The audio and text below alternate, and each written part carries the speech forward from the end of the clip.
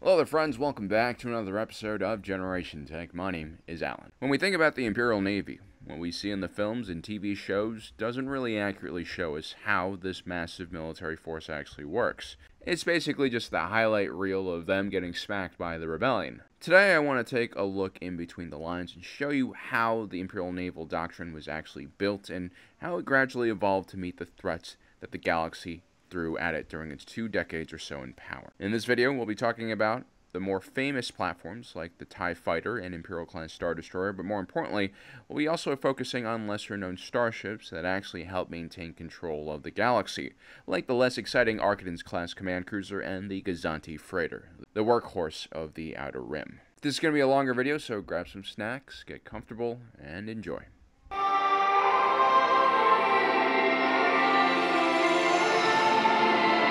The Rebellion vs. the Empire, the ultimate underdog fight that made Finland vs. the Soviet Union in the Winter War seem like a fair match. What made the Rebels and the Empire so unevenly matched was the sheer size of the Imperial Navy. Now, there is very little information about just exactly how large the Galactic Navy was, mainly because this was highly classified information. As large as the Galactic Navy was, it was just a small drop of water in the bucket that was the Galactic Empire's entire territory. And no, the Emperor didn't want you to know that. The Imperial Navy had a ridiculous amount of systems it needed to patrol. Nonetheless, we'll be using all the information that wasn't purged from the archives by the New Republic, along with our own understanding of military structures here on Earth, to make some very questionable and probably not that accurate assumptions about the size of the Imperial fleet. We also have a dolphin hooked up to a car battery. We're trying to figure out how it's able to break into our office and use its highly evolved brain to steal our Wi-Fi password, which it used to watch mating videos on the YouTube. Did you know that dolphins are able to utilize more than 20% of their brain at the same time? If humans did that, we would just have seizures. I'm not really sure how this information is going to help this video yet, but I'm sure it will. So let's talk about numbers. What do we actually know about the Galactic Fleet?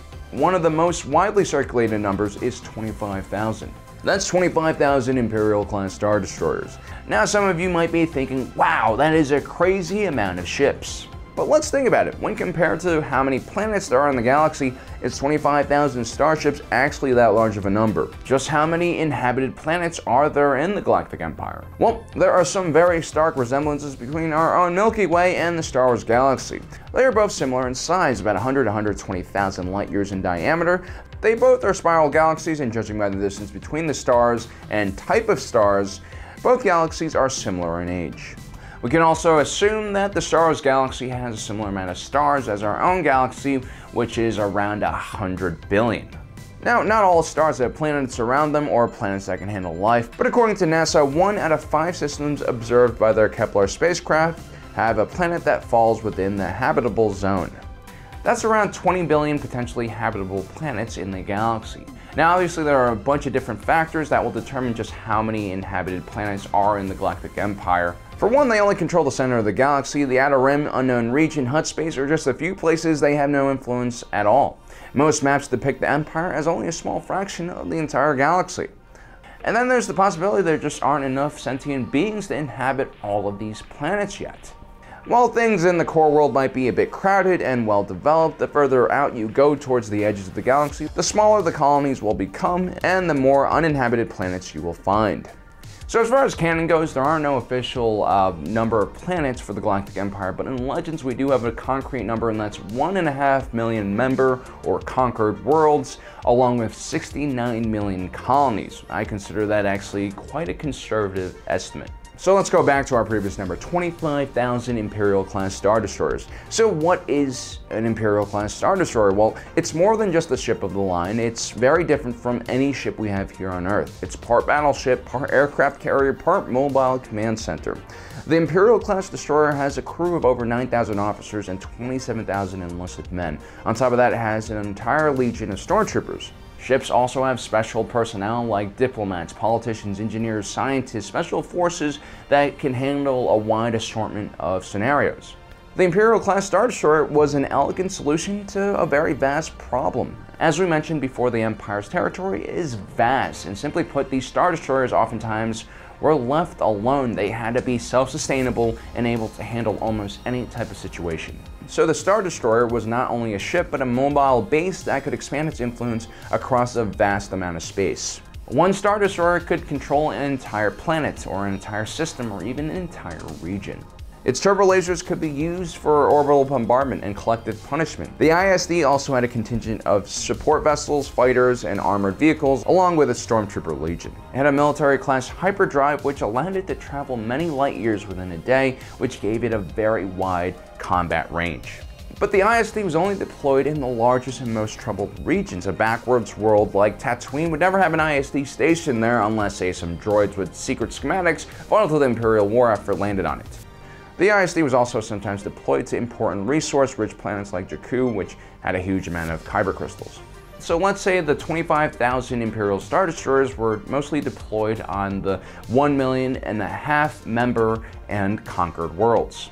That's roughly one Imperial-class Star Destroyer for every 60 planets. This is why during the Battle of Endor, the Empire didn't just send 1,000 ships to crush the tiny rebel fleet. They could only send a few dozen because every ISD that was taken off its post meant 60 worlds did not have any Imperial forces subjugating them.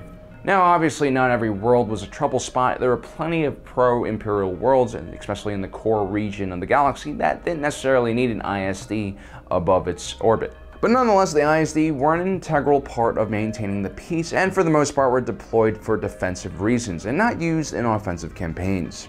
Of course, the ISD wasn't the only ship in the Galactic Navy. As a matter of fact, it was outnumbered by a variety of smaller ships. The Imperial Navy was organized into sector fleets. These usually were made up of 6 Star Destroyers along with supporting carriers, cruisers, picket ships, and support ships. There were even smaller groups known as Task Force, which were created centered around smaller ships like cruisers or even frigates.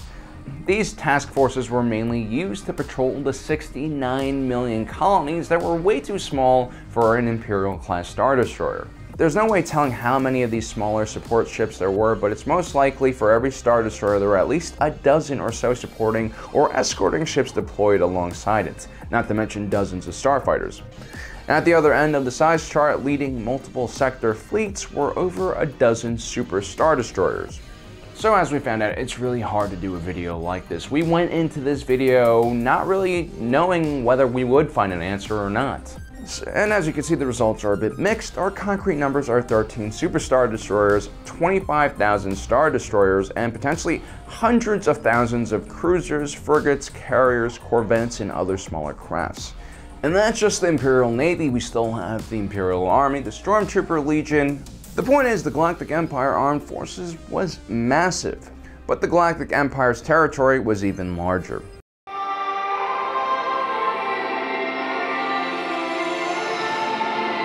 The Clone Wars might have been an artificially orchestrated conflict, but the fighting done by the clones and droids was quite real and deadly. And the Republic military, naval forces, and ground forces would learn from their experiences, and that would go on to shape the formation of the Imperial military. For instance, until the late stages of the Clone Wars, the Galactic Republic Navy was constantly changing up their starfighter doctrine. Today, I want to take a look at a very specific starfighter we've seen quite a lot in the Bad Batch. It's the Alpha 3 Nimbus class V-Wing. This is one of the lesser-known starfighters used by both the late Galactic Republic and early Galactic Empire. In many ways, the adoption of the V-Wing demonstrates the natural progression from the Republic's more robust starfighter doctrine to the Empire's more heavy reliance on ships of the line. In the outside of the war, the Republic Starfighter Corps was essentially the entire Republic Navy. After discovering the droid army on Geonosis, the Republic essentially had to piece together a strike force. They had hundreds of thousands of highly trained and skilled clone troopers already structured into 2-sector armies. The Kaminoans even contracted Quat-Drive Yards and its many subsidiaries to design a set of vehicles that all worked in tandem to give the average infantry squad more mobility. The LAAT, ATTE, and ATRT package would be one of the main reasons why the clones were so effective even when they were outnumbered 10-1, as was the case on Geonosis.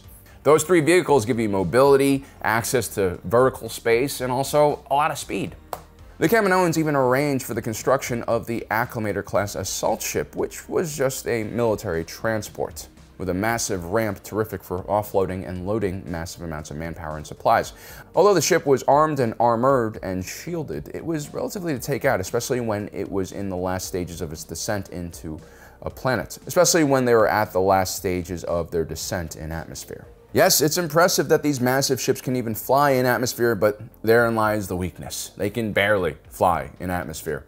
And so at the time, the Republic Navy basically consisted of whatever the Jedi had and a handful of diplomatic vessels and consular vessels. Most of them were unarmed, and the few that were armed for peacekeeping missions, and not a brutal assault onto a fortress world at the heart of your enemy's industrial might.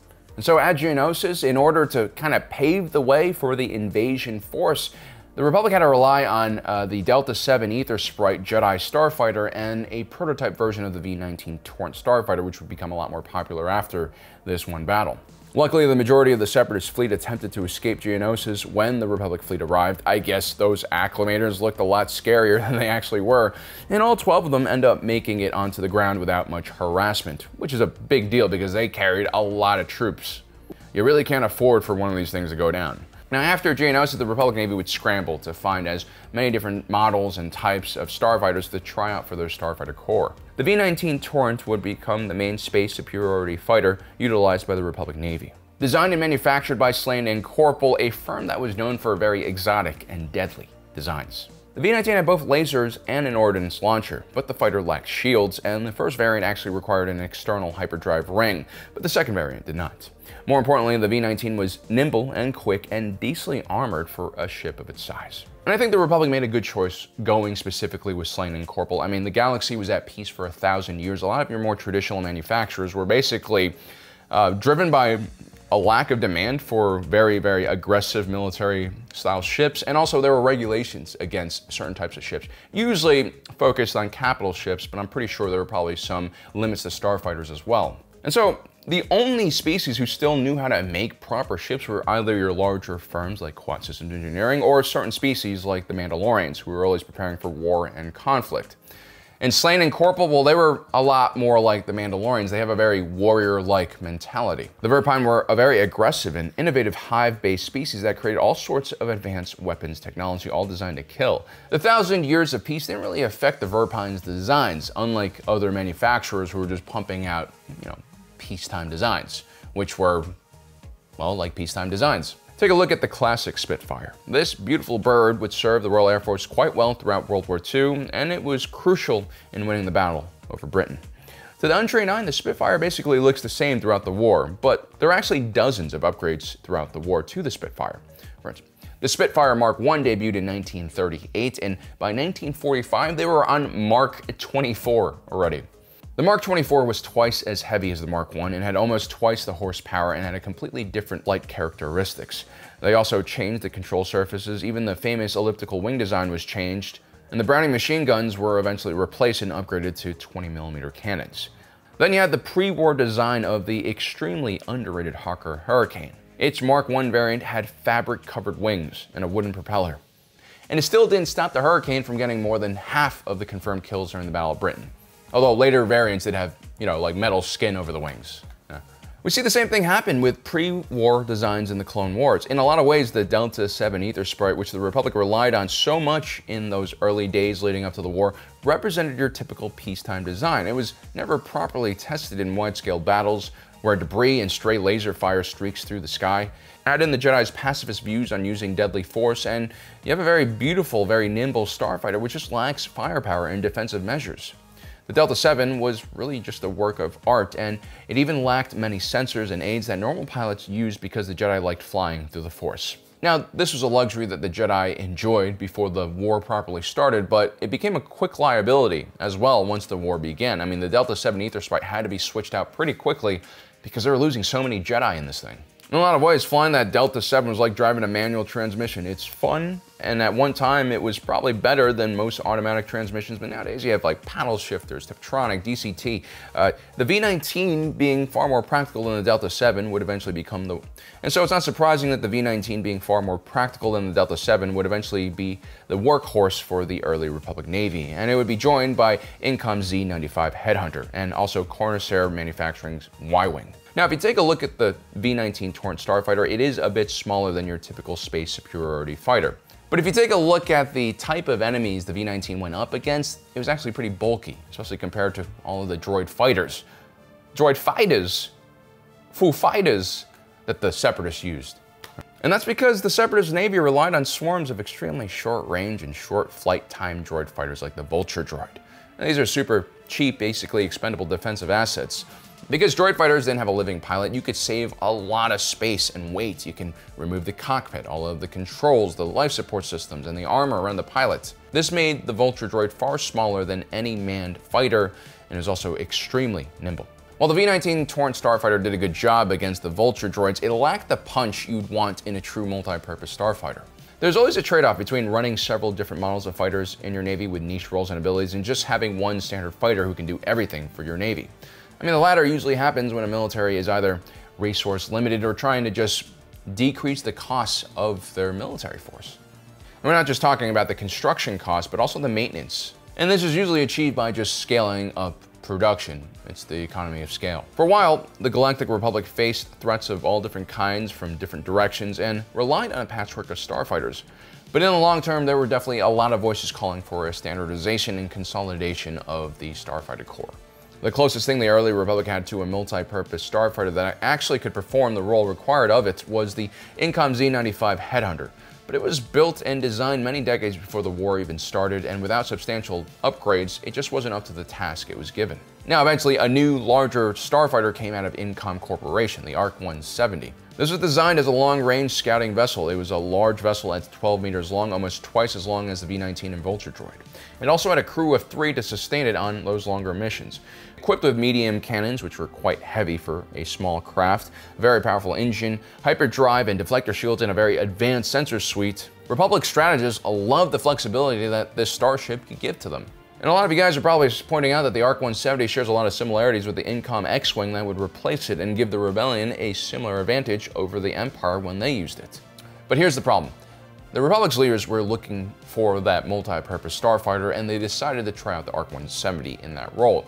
As we mentioned before, Palpatine was leading the Republic in one direction, a military-first political order. And as the war carried on, there were desperate attempts to make the military more efficient, low-cost, and deadlier. If the ARC-170 could prove that it was not only a reconnaissance craft but also a mainline fighter, this could be the future of the Republic Navy. At first, the ARC-170 proved to be a very useful starfighter, especially on missions where you don't have a Venator carrier with your task force. The ARC-170 was also a perfect escort for the Y-Wing, which was also hyperdrive equipped. But then the Battle of Coruscant happened. It was a stunning sneak attack into the heart of the Republic by Count Dooku's forces. The Republic, up until this point, had all of the Separatist forces bottled up in the Outer Rim sieges, and so no one was really prepared when a giant fleet of Separatist warships appeared over Coruscant. During the battle, several squadrons of ARC-170 starfighters, along with the V-19 Torrent starfighter and the newly introduced Alpha 3 Nimbus-class V-Wing starfighter, were deployed in defense of the planet. By the end of the battle, the new V-Wing and the V-19 Torrent starfighter did a pretty decent job. The ARC-170 was devastated. The larger size of the vessel, the slower turning radius, even the slower cycling rate of the medium cannons on the vessel just made the ARC-170 a pretty terrible dogfighter, especially going up against those nimble Vulture droids. Also, the Separatists at one point in the war rolled out the Tri-Droid fighter, an even smaller and more deadly automated starfighter. It would basically put an end to the ARC-170's future here on Coruscant. I mean, the performance of the ARC-170 at the Battle of Coruscant was so poor that it would go on to convince Palpatine that the future of his Navy will depend on small, nimble, cheap interceptors like the V-19 and the V-Wing, instead of using something. This would eventually lead to the design of the TIE Fighter, the ultimate mass-produced short-range interceptor. But before that happened, in the last years of the Clone Wars and in the early years of the Galactic Empire, you had this, the Alpha 3 Nimbus-class V-Wing. It almost looks like an A-Wing and a TIE Fighter got together and made a baby. Now, based on the wedge shape of the hull, it shouldn't surprise you that the Alpha 3 was designed by Quad Systems Engineering. The Alpha 3 V-Wing wasn't really a huge improvement on the V-19 Torrent. As a matter of fact, the older starfighter had some advantages. For instance, the second variant, as we mentioned, had a built-in hyperdrive. The V-Wing did not. The V-19 also had a munitions launcher for tackling larger vessels. The V-Wing did not. The V-Wing also didn't have shields, a life support system, and wasn't that much faster or more maneuverable than the V-19. Its main advantages were the rapid-fire laser cannons it had, very reminiscent of the weapon systems that would be used on the TIE Fighters that would follow.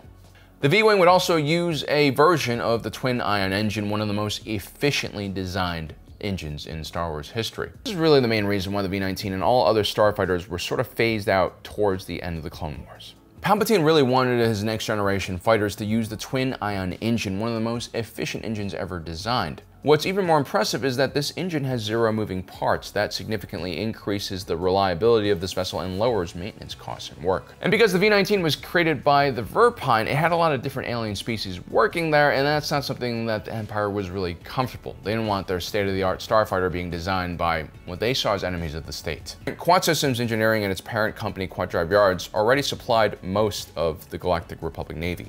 By the time of the Galactic Civil War, the V-Wing had been phased out for the TIE Fighter. It had served as the main interceptor for the Imperial fleet for more than a decade.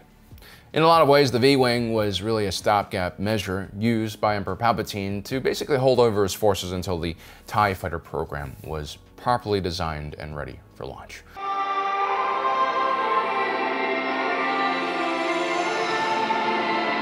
Aside from the unknown regions and a few pockets in the Outer Rim, the Galactic Empire's territory spanned across much of the known galaxy. The records aren't clear about how many inhabited systems there were within the Empire, although some sources claim it's as high as 50 to 69 million systems, while others say it's closer to perhaps 12 million systems. Should also keep in mind that a system like Corellia has 5 inhabited worlds, and worlds like Coruscant had a population of over 1 trillion. But then you would also have worlds like Kessel or Jakku that had very few inhabitants on them. The point is, the galaxy is teeming with life, and it's spread across a massive distance, which means it's very hard to keep order.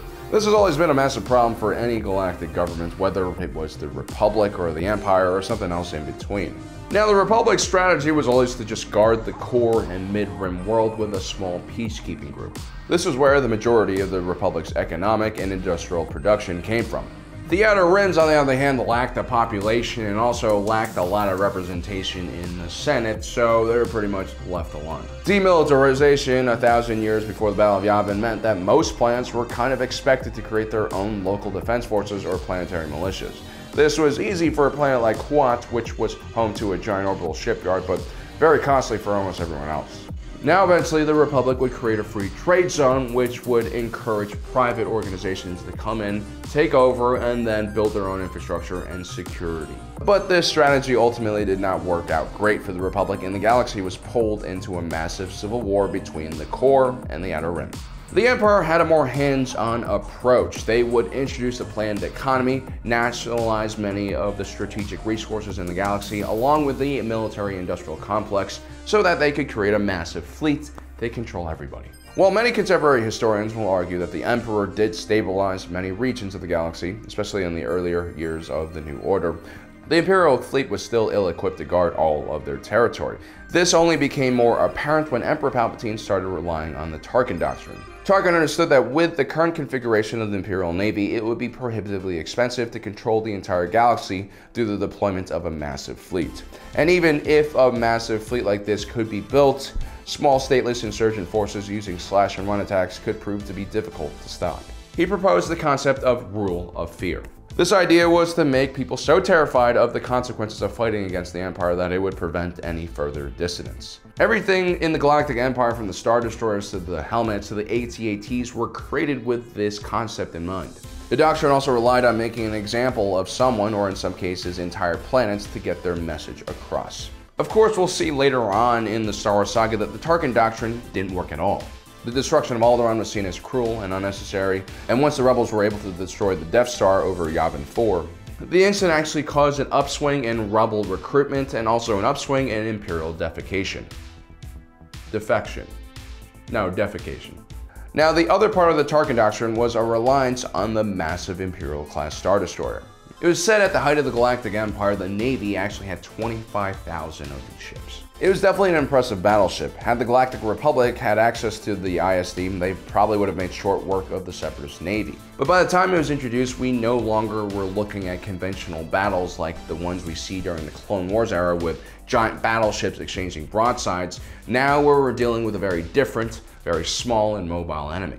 The Imperial class was also a very resource-intensive ship that relied on a complicated logistics system to continue its operation. We'll see during the end of the Galactic Civil War that the usually reliable Imperial supply lines were basically falling apart. This effectively meant that many of the Imperial-class Star Destroyers that were still left were operating at partial efficiency. Aside from its cost and maintenance issues, the Imperial-class Star Destroyer also required a massive crew. The ISD, which was roughly around a mile in length, had a crew of 37,000, along with a legion of stormtroopers. As we've mentioned before in other videos, the ISD was essentially a forward operation base with its own private army. But like many things in the Empire, it was overkill and geared towards a more conventional foe rather than the asymmetrical style of combat that would define the earlier years of the Galactic Civil War. Now, aside from the 25,000 Imperial-class Star Destroyer, the Empire had a wide variety of different ships, ranging from the massive command ships down to the smaller ships like the GOZANTI-class cruiser. The GOZANTI class was around the same length as a modern-day jetliner, with a length of 64 meters. I would actually consider this ship more of a freighter rather than a cruiser, and if you look really closely at the GOZANTI class, it's essentially a civilian hauler with some military upgrades on it. And this is probably because it was built by Carillion Engineering Corporations, and like most CEC ships, the GOZANTI class was quite flexible, moddable, and so the Imperial variant had additional shielding, armor, weapons, and could carry either 4 TIE fighters or walkers. At the same time though, this ship was also commonly used by the Black Suns during the Clone Wars period. It was also a popular choice for Zygerian slavers. While individuals like Lando Calrissian were able to completely modify their CEC freighter into a formidable warship, when you're looking to arm a massive galaxy-wide fleet, you probably want things to be working straight out of the box so you don't have to go look for aftermarket parts. As an enforcer of the peace and law, you also want a ship that can dominate its surroundings. While the ISD certainly fit that description, the GOZANTI-class cruiser did not. It wasn't powerful enough and could easily be overwhelmed by a small rebel cell. This is where we get to the ARQUITEN-class light cruiser. At 325 meters long, the ARQUITEN was a true light cruiser. Designed and built by Quat-Drive Yards, it was mainly used by the Galactic Republic as an escort-class ship. It was fast and nimble enough to screen larger ships from gunboats and fighters, but tough enough to take a few turbo lasers from a capital ship. The ARQUITEN served as a replacement for the Consular-class cruiser. At only 115 meters in length, the Consular class was a product of 1,000 years of peace in the Republic. It was slow and under-equipped. The Republic did upgrade many of these Consular-class cruisers with the C-70 Charger package. This added more turbo lasers to the ship. Then there was also the CR-90, which was far better designed, but like all ships from CEC, they were mainly designed for civilian purposes. The ARQUITEN was built from the ground up for warfare, and therefore superior in almost every way to a civilian freighter, from its design choice to its material choice to its weapons placements. Which is exactly what you want when you're making a large order for the Empire, something that is purposely designed to be better than the civilian model. During the transition from Republic to Empire, the ARQUITEN's class light cruiser was upgraded into ARQUITEN class command cruiser for the new Imperial Navy. This modification mostly included bolt-ons that added more firepower and armor to the ship. The new Imperial light cruiser had 4 turbo laser batteries, 8 quad laser batteries, concussion missile launchers, and a tractor beam. The extra point defense batteries and tractor beam were both quite useful against the new threats the Empire faced, which usually came in the form of small groups of civilian ships. Although the ARQUITEN was about 1/5 the length of the Imperial-class Star Destroyer, it actually cost about 38 times less to build. It also required less than 1/40th the amount of crew to operate as well. So if you took the same amount of resources that the Empire spent on building 25,000 Star Destroyers, you could build almost 1,000,000 light cruisers.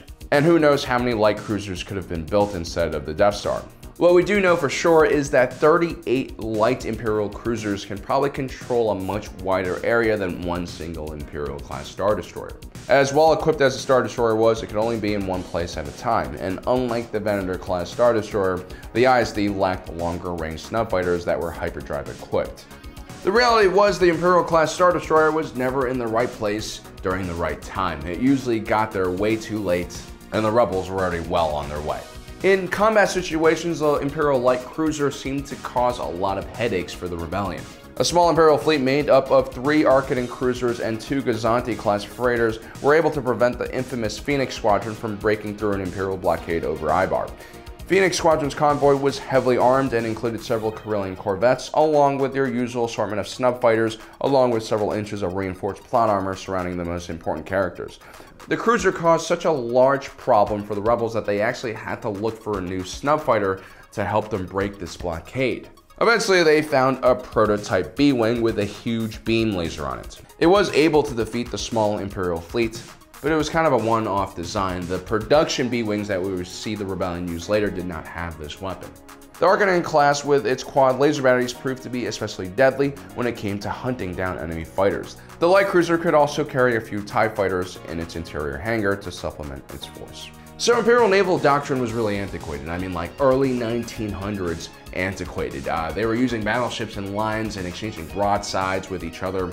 It's just a no-win situation for anyone, which is why eventually here on Earth we went to aircraft carriers, and that's exactly what the Galactic Republic did with the Venator.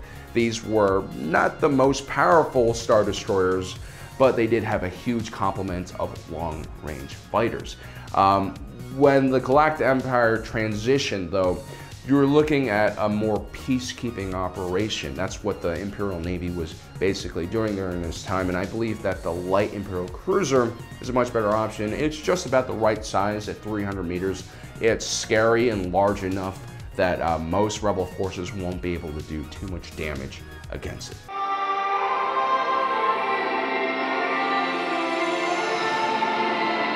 In a galaxy ruled by power and precision, Senior Fleet Systems and Cygnus Spaceworks presents the pinnacle of interstellar transportation, the LAMBDA-class T-4A shuttle. With its unmistakable presence and unparalleled performance, the LAMBDA-class shuttle is the epitome of elegance and efficiency. Step inside and bask in a realm of comfort and opulence reserved only for the Empire's most esteemed individuals. From high-ranking officers to distinguished diplomats, this luxury vessel allows you to take the civility of Coruscant into even the furthest corners of the Empire. The LAMBDA class is a reminder of home when you're knee-deep in the blood and guts of degenerate Xeno scum.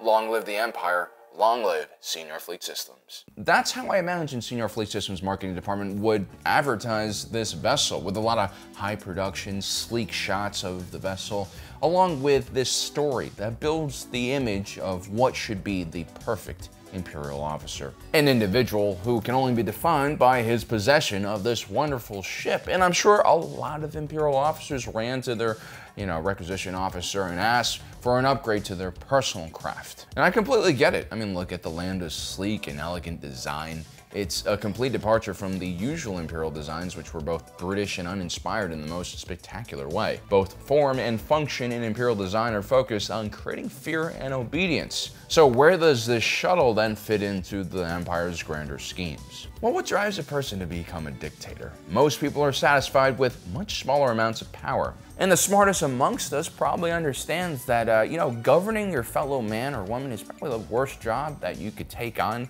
No amount of power, prestige, or wealth would ever make it worth it. I mean, to care so much about how others behave, to desire so much control over one's surrounding, that's actually the sign of a very specific type of person with a very specific personality. It's a type of person that we might all be familiar with in our everyday lives. It's someone we've probably all met before. Like the manager, who's a control freak at the office and likes to micromanage everything, or the Karen, who is upset that her meal wasn't prepared exactly the way she wanted it, and so she wants the manager. It's also the Star Wars fan who gets really angry when Disney changes a character that he's invested a lot of time into. It's this obsession with controlling every aspect of one's life and not being able to just be cool with how things are. That is what leads to a dictator mindset. It's all about control with these types of individuals, and that is because not being in control is terrifying for them.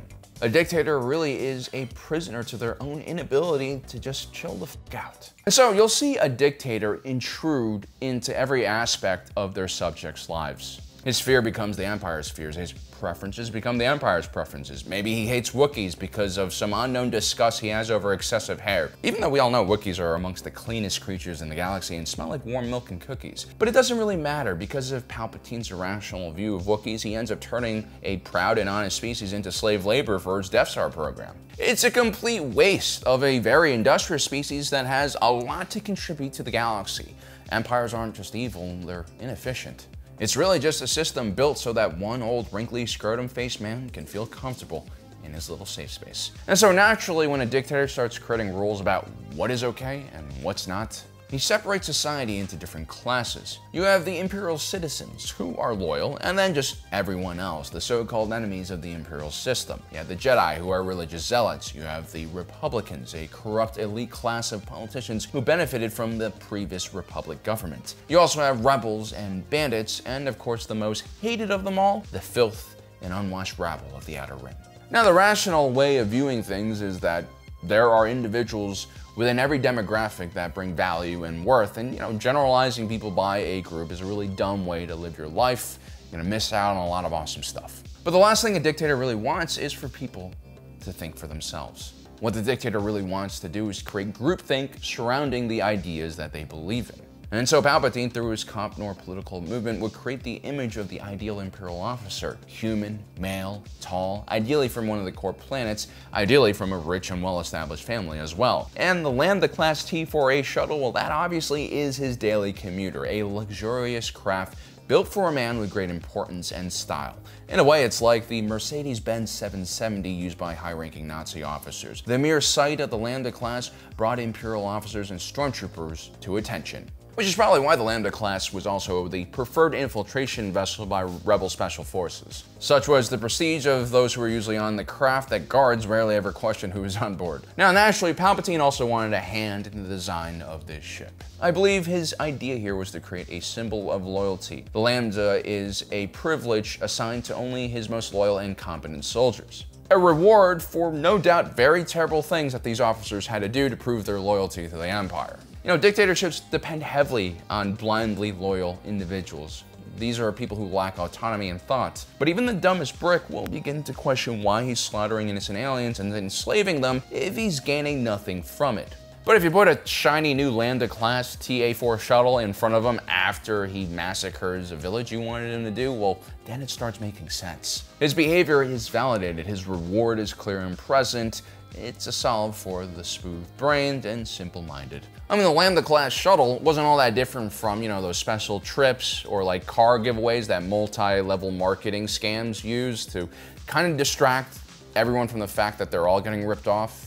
So let's take a look at the manufacturers behind this design of the LAMBDA class. Senior Fleet Systems and Cygnus Spaceworks. Senior Fleet Systems, most of you guys know already, we talk about it a lot. This was a pretty boutique ship maker, especially before the Clone Wars started. They focused on smaller projects. This usually meant prototype or custom orders for the ultra-wealthy. Senior Fleet Systems made Maul's Sith Infiltrator along with Palpatine's personal yacht. But it really wasn't until it landed the TIE Fighter project that Senior Fleet Systems would become a major player in the shipbuilding industry. They had been masters of innovation, and now they were masters of mass manufacturing. And perhaps even more importantly, they had the blessings of Big Poppy McScrotumface himself. Cygnus Spaceworks was also a lesser-known shipbuilder, but during the Clone Wars, when Senior Fleet Systems started making contact with the Republic and Palpatine, they actually subcontracted Cygnus Spaceworks to do some of the work that Senior Fleet Systems couldn't handle.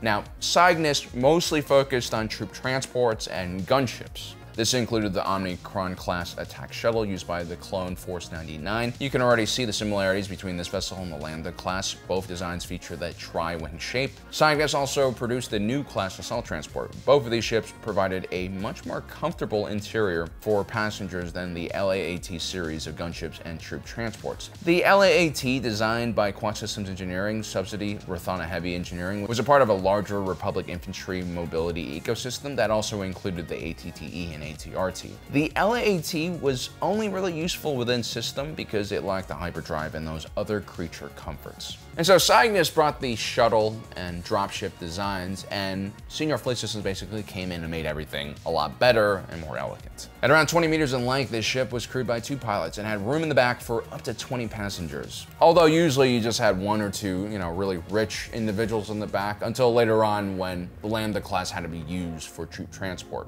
The ship was shielded and armored and capable of keeping up with its TIE escorts in subspace, and for hyperspace travel it had a top-end Class 1 hyperdrive paired with a backup Class 10 hyperdrive. This ship was also heavily armed for what essentially was just a luxury vehicle. It had up to 5 blaster emplacements. The ship also had a complicated sensor suite along with a special transponder that could encrypt all incoming and outgoing messages. But like many things in the Empire, the image of the LAMBDA class became a lie. I guess you can't blame Palpatine for not knowing what's real or not. I mean, the whole way he came to power and started the Empire was based on a fake war. And what happens when you design a vessel for stupid reasons? Well, people begin to adapt that design for other things. And the funny thing is, it's not even that the LAMBDA class was poorly designed. If anything, it was too well designed, and more importantly, the Empire lacked enough troop transport ships that were small, but also had hyperdrives. Almost everything in the TIE line of starfighters was useless without a larger ship with its hyperdrive, and so suddenly, any kind of transport of goods or soldiers in small quantities had to rely on the LAMBDA class. And as the war became more and more difficult for the Empire, as the rebellion became stronger and stronger, the luxurious interior of LAMBDA class shuttles began to smell like sweat, tears, fear, puke, or whatever smells usually comes from an Imperial Army assault squad. I mean, yes, Imperial officials from Palpatine himself all the way down to a junior officer still did use their LAMBDA class shuttles for trips that didn't warrant a full capital ship. But soon the LAMBDA class would become known as a short-range people and goods hauler rather than a luxury status symbol. So there you have it, guys, the expectations of what the LAMBDA class shuttle would be used for and the reality of what it would actually become.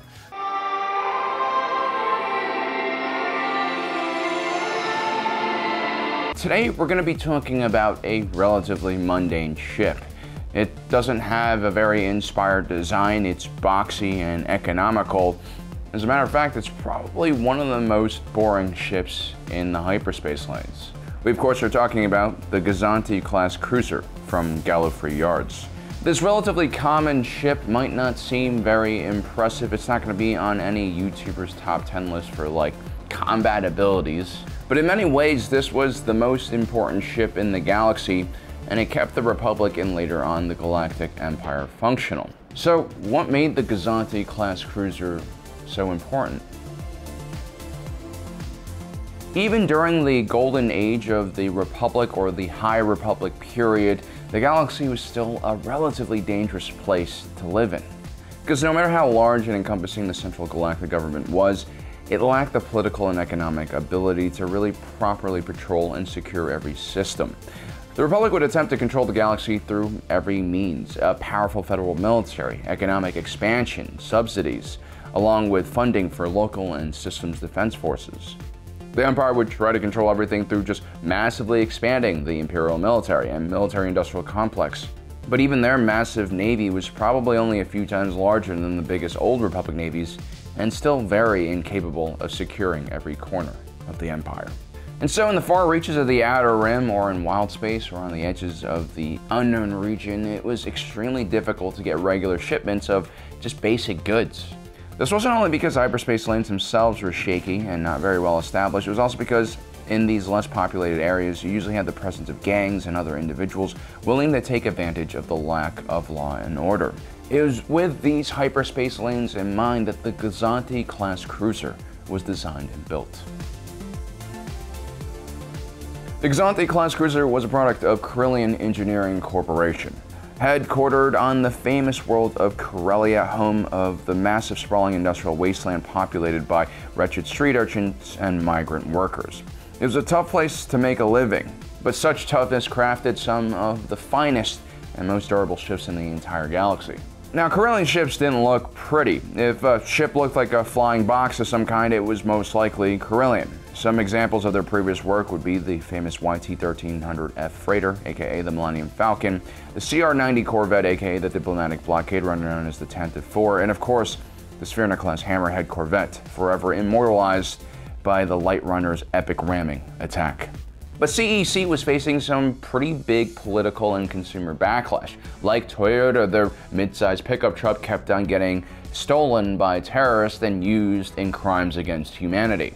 I mean, is it really CEC's fault that the rebels preferred to use their Corvettes as escort ships? Is it really Corellian Engineering Corporation's fault that smugglers and pirates like to trick out their basic freighters to the point where they can outgun and outrun security vessels? Well, it's no more CEC's fault than it is Toyota's fault that the preferred fighting vehicle of the Afghan Mujahideen or ISIS fighter is the Toyota Hilux.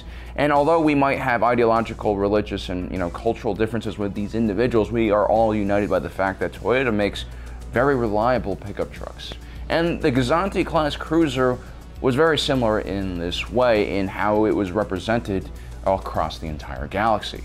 Now, one of the things that made the GOZANTI class cruiser special was it was designed with a very specific set of speed and performance restrictions in response to complaints that so many of Corellian Engineering Corporation's other ships were being used for illegal activity. This was mainly done to meet the very strict standards that Republic regulators were now putting on ships of this class. Also, Karelian Engineering Corporation would go one step further by leasing out this design to a smaller third-party independent shipyard known as Gallifrey Shipyards Incorporated. And while these ships were relatively slow at sublight speeds, it still had a Class 3 hyperdrive which allowed it to plow its way at reasonable speeds through the hyperspace lanes. Now, what made this ship slow was not that its 3 engines were so weak, it was that the ship itself was extremely dense and heavy, especially for its size and class. At around 63.8 meters in length, the GOZANTI class cruiser was about as long as 5 X-Wings, stacked end to end, or about half the length of a Spearneck class Hammerhead corvette. This made this ship a lot larger than your average freighter, but still small enough that a small independent contractor or some small world could still afford to hire this ship so it could service some of the more, sparsely populated areas of the galaxy. And where the ship lacked in speed and acceleration, it more than made up for it with an impressive internal storage capacity of 75 metric tons. It also had a surprisingly well-armored hull that came standard. The GOZANTI class cruiser was known to be very difficult to board, making it a favorite amongst merchants plying the more dangerous trade routes in the galaxy. One of the reasons why it was so difficult to board was because the armor on the hull again was so thick that it was pretty hard to breach even with the largest explosive charges. Also, the base version of the GOZANTI class cruiser came pretty well armed. It included 4 retractable heavy laser cannons, 2 retractable quad laser cannon turrets, and a proton torpedo launcher. This means that a properly crewed GOZANTI could face up to a squadron of starfighters and still live to tell the tale. For many independent contractors out there, the GOZANTI class cruiser represented something that gave them peace of mind. It was basically a small flying mini fortress. And so the GOZANTI class cruiser would be a common sight in the shipping lanes of the galaxy. It would decrease the cost of goods on dangerous routes because there's a higher chance of survival with this specific type of ship. An encounter with raiders now didn't mean you were losing an entire ship crew and supplies. Instead, it just meant that you had to clean off some carbon scoring once the ship reached its destination. And so the GOZANTI class cruiser provided stable, reliable transportation when the infrastructure was not up to speed in certain parts of the galaxy. And so really the expansion of the Republic was done on the backs of these very hard-working ships. It should be noted that there was a special variant of the GOZANTI class cruiser that was very popular amongst merchants. It was known as the CROC. CROC stood for Configuration Restored Operational Capacity Upgrade. This is actually a package that you can install on your standard GOZANTI at a third-party workshop. In the same way that Ford sends their Mustangs to Shelby to get that really nice upgrade, except this is probably less exciting. The CROC upgrade was designed to reinvigorate aging GOZANTI class cruisers in the wild. First, the entire hull was made larger and rounder to increase cargo capacity. The hull's sloping nature and the reinforcement inside to the armor meant that this version of the GOZANTI class cruiser was even more durable. These ships now also had port and starboard side docking bays for modular cargo containers. This allowed the ship to quickly unload and load cargo pods, and it also allowed them to carry more cargo pods. The 2 fin-mounted Gyrodyne TER-58 ion engines were replaced with 5 Novaldex JV-90 ion drives, which were more efficient and powerful. This greatly increased the sublight speed of the ship, which made it a much more attractive type of ship for merchants and criminals alike.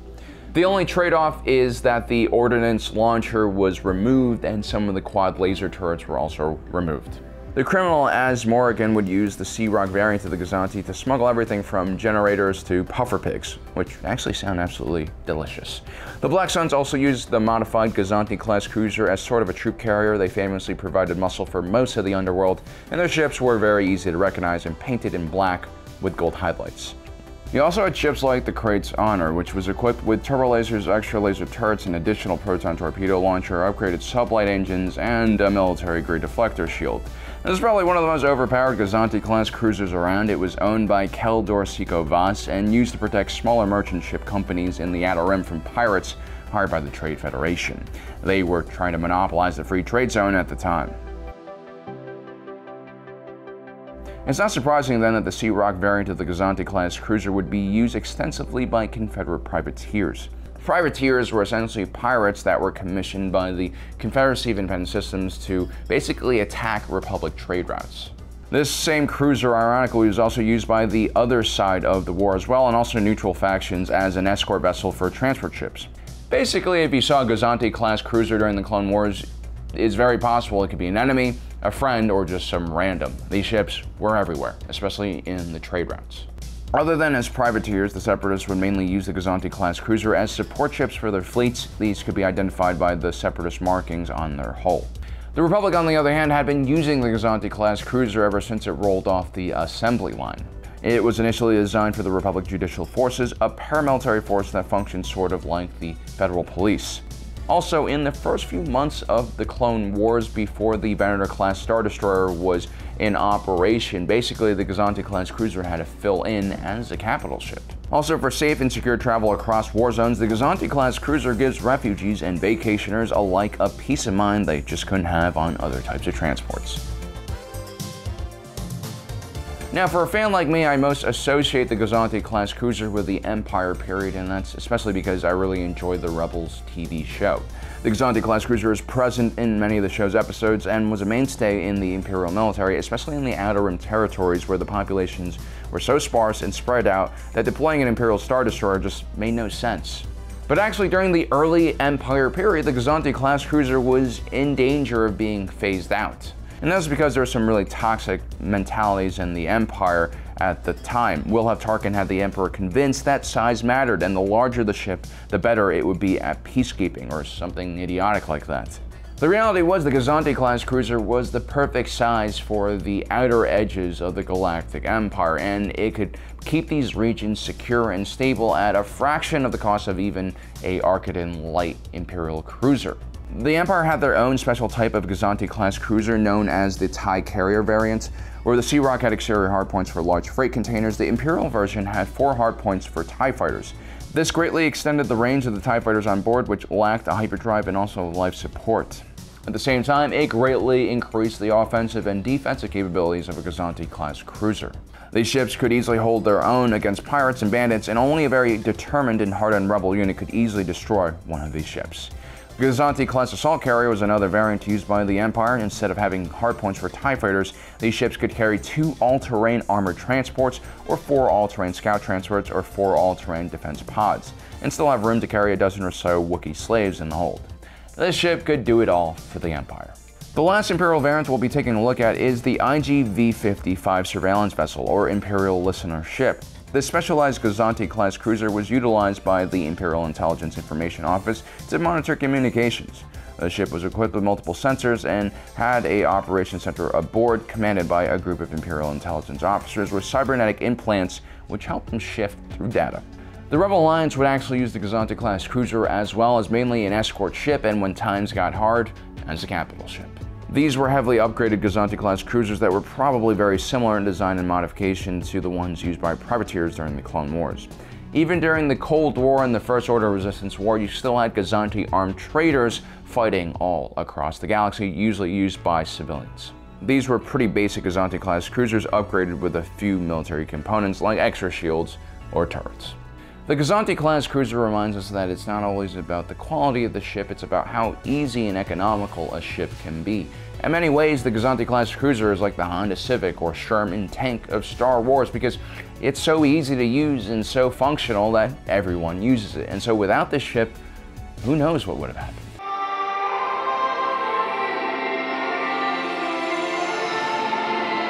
When you're trying to pacify the wild regions of space like the Outer Rim territories and bring peace and stability to the galaxy, having a mobile airbase like this is almost crucial to your success. So if the Venator-class Star Destroyer is as powerful as we say it is, then why did the Empire never update the Venator-class Star Destroyer beyond its first 2 variations and continue using it throughout its reign? Well, let's take a look at the upgrades here. The Venator II class Star Destroyer featured upgraded weapon systems, shields, and engines. And these are your usual modular upgrades that the manufacturer generally plans because these capital ships, they're designed to be used for hundreds, if not thousands of years. And so you have different phases of upgrades that are pre-planned more or less to make sure that these starships can continue to function and compete. If you take a look at the Old Republic era, for instance, they used the Hammerhead cruiser as their main capital ship for almost 4,000 years. And of course, the early Hammerhead cruisers are going to be completely different from the latter ones because of all the upgrades. Now, one of the biggest criticisms of the Venator II class Star Destroyer is that it gets rid of the large dorsal hanger that ran across the entire length of the Venator 1. This gave the Venator 1 the ability to deploy and recover large numbers of starfighters quicker than almost any ship of its class. This is actually one of the major selling points of the Venator class Star Destroyers and why it was so dominant during the Clone Wars, and so removing this feature should have raised a lot of eyebrows. And the reason they did this is because this dorsal hanger was a luxury. I mean, it made the construction of the Venator class Star Destroyer overly complicated and expensive. I mean, there's basically a gap in the superstructure of the ship that is a huge liability to the overall integrity of the vessel. I'm sure they have a lot of very interesting internal structures that make sure that the ship just doesn't fall apart when it enters real space from hyperspace. These doors are also massive, easily hundreds of meters long, and they're also armored, so they probably require very powerful and, more importantly, reliable engines to operate them and move them. I mean, these things are going to be super heavy. And when the doors are open, you also have to generate a gigantic magnetic field for the hangar doors, which is very energy intensive when it's this size. The power drain of this magnetic door probably hampers the Venator's combat ability. You're either taking power from the shields, the engines, or the weapon systems. Now, as useful as this door was during the deployment and recovery phase of combat, in the middle of combat, this thing probably gave the chief engineer like constant anxiety and fear. And so the Venator 2 solution of just putting armored plating over that part of the ship makes sense from a cost perspective, which the Empire was generally always focused on, and definitely far more than the Galactic Republic ever did, because it was in the middle of an existential crisis in the Clone Wars. And so yeah, this kind of modification, this kind of upgrade is almost like a peacetime upgrade or a degrade. It's like an interwar kind of design where you're just trying to save money on your military budget because you're really not using your military that much. Although I have to say the Venator 2 was actually introduced when the Clone Wars was still going on. And this might be because towards the end of the war, the Republic was also having serious financial issues, so this could have been a stopgap measure to save a few billion credits here or there. Also, it should be stated that having a massive hangar door like this is far more useful when you're facing an enemy like the Separatist Alliance, who also have their own rapid deployment system for their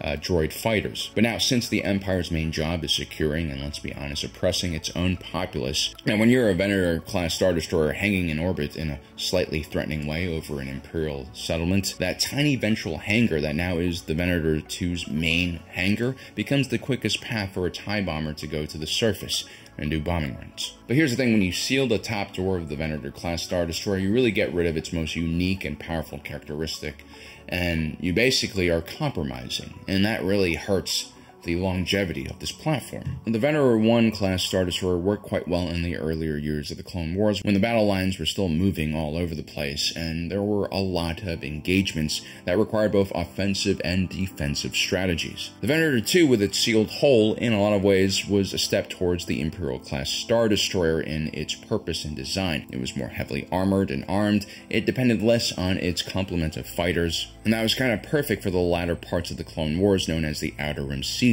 which mainly featured the Venator 2s in blockades or orbital support positions where they managed the fighting below. This is exactly what the ISD would be created for. And so once the Imperial-class Star Destroyers started deploying next to the Venator 2, it became quickly apparent that the Imperial-class Star Destroyer, with its legion of stormtroopers on board, was far more capable at launching a full ground invasion. But here's the thing, after the Venator-class Star Destroyer was retired, we never see the Empire deploy another carrier that could fill this role. Why is that? I mean, why would the most powerful military force in galactic history choose to not have this very important ship in their fleet composition? Especially when you consider how much territory the Empire has to cover. And as impressive as the ISD was, it was a huge concentration of resources in one vessel with very limited range. In our last video, we talked about how the ISD's turbolasers could only be effective at ranges of around 1,200 kilometers, which is great for orbital bombardment, but pretty much useless for most naval engagements where enemies can spot each other from millions of miles away. Although the ISD was terrific for these ground offensives,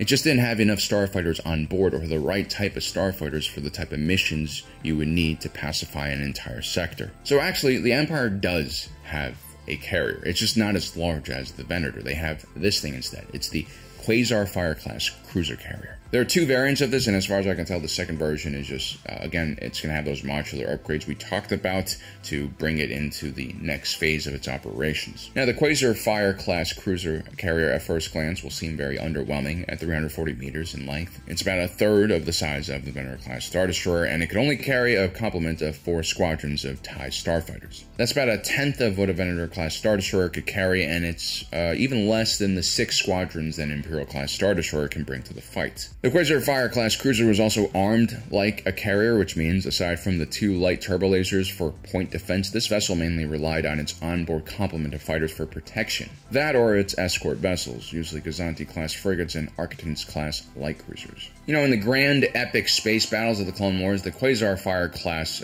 carrier cruiser would have just been a drop in the ocean. Hardly consequential and extremely vulnerable to relentless waves of droid fighters. Simply put, during the Clone Wars, you were either big or you were fast. Slow and small just didn't make the cut. But in the Imperial era, when pacification and patrolling deep space was the main duty of the Imperial Navy, the QUASAR Fire class cruiser made a lot of sense, especially because it was quite cheap to operate and build. Now, a lot of people will point to the fact that the QUASAR Fire class cruiser is very fragile and lightly armored. It's actually said in Legends that microfractures were found in the superstructure after the ship reverted from hyperspace to real space, and this was a pretty well-known problem, especially in the earlier models. But again, this is a very efficient, low-cost design. I mean, it's basically a hangar that just happens to have engines and shields on it. The extremely thin main body is really designed to just save resources when you're producing it. Also, I love how the ship features 4 individual hangars with their own doors, one for each squadron on board. This way, if there is a breach in one of the hangars, or let's say an enemy ship manages to somehow sneak on board, you can contain the damage to just one hangar and still have the other 3 operational. This is really well thought out. Also, I really like how the entire frame of the ship covers the top of the hangars, providing starfighters a bit of protection when they're leaving the hangar. Seasoned starfighter pilots would generally set up, kill zones right outside of hangar doors just like this. The only way to really do this on a QUASAR Fire class cruiser is approach the ship from below, where it's covered by that outcropping with the point defense, the light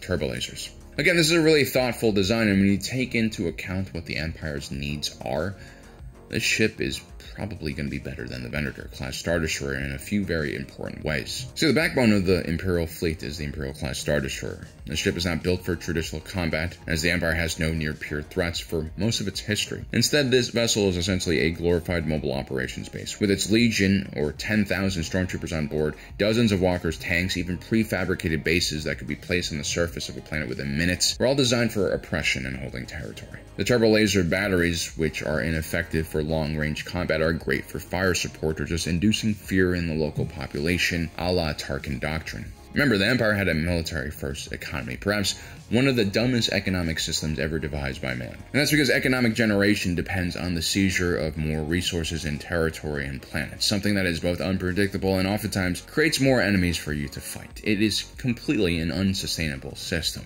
We're not talking about military Keynesianism where government spending in the military can actually support private defense contractors. The Empire nationalized everything and took control of everything. The quality of basic goods and services all across the galaxy declined rapidly with the onset of the Empire's policies. Hence the focus on producing these gigantic flying military bases. Up until now, I've focused mainly on the Empire's lack of ability to project its power to multiple systems. I have attributed that to the ISD for being too cost-intensive and too large of a concentration of resources in one platform, especially when that platform lacks hyperdrive-equipped starfighters. But we've recently come to realize that the Empire probably doesn't use hyperdrive-equipped starfighters, not only because they're more expensive to produce, but because it allows individual pilots more freedom and therefore the ability to defect. And so what is the best way to project Imperial power to multiple systems? Well, it's the QUASAR Fire class cruiser, a small, light, hyperdrive-equipped carrier that can deploy 4 squadrons of TIE fighters,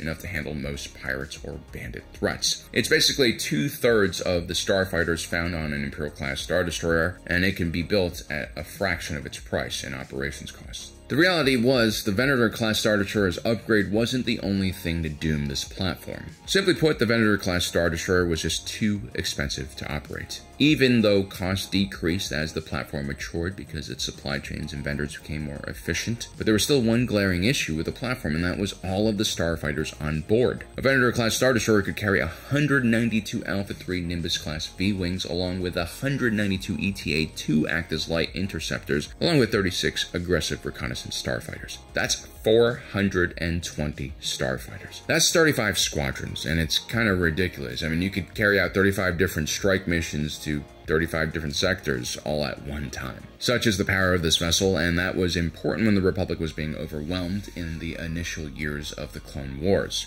But for the interwar periods, when there was peace, this is just complete overkill. Having this many fighters on board is just a headache for logistics and maintenance as well. Also, the quantity of starfighters is kind of ridiculous. It's a lot more expensive to keep a fighter in the air than a turbo laser turret. So why didn't the Empire just fill the Venator-class Star Destroyer with its TIE fighters, which were extremely cheap, about a third the cost of your standard Republic fighter? Well, the main reason why they didn't do this is because these ships have no hyperdrives. What are you going to do with a Venator-class Star Destroyer with 420 starfighters that can only fly at best a few thousand miles away from your vessel before running out of fuel? Sure, you can control your local space, but all the rebels really need to do is just give you a wide berth. The QUASAR Fire-class cruiser represents an actual serious attempt to spread out Imperial forces so that they could cover more area. It's not really a replacement for the Venator per se, but it marks a complete shift in naval tactics to suit the Empire's needs. On top of that, when ground bases were established, the Imperial Army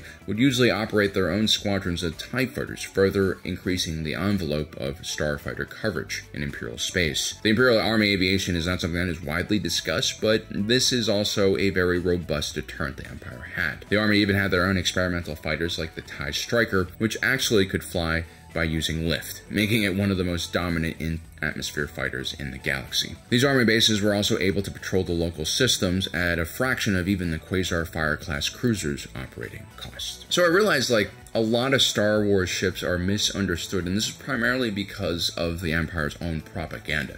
It plays itself off as this very dominant military force, as this military-first strategy, but again, all throughout history, military-first economies do not produce powerful militaries. They produce large quantities of war material, like North Korea probably has more artillery pieces than most countries in the world, but they aren't exactly the most accurate artillery pieces, and that's exactly what you have with the Empire. This is a massive, massive military force of kind of low-quality ships. And I think if we reframe how we view the Empire, then it's much easier to understand the type of choices they would make from transitioning from the Republic to the Empire.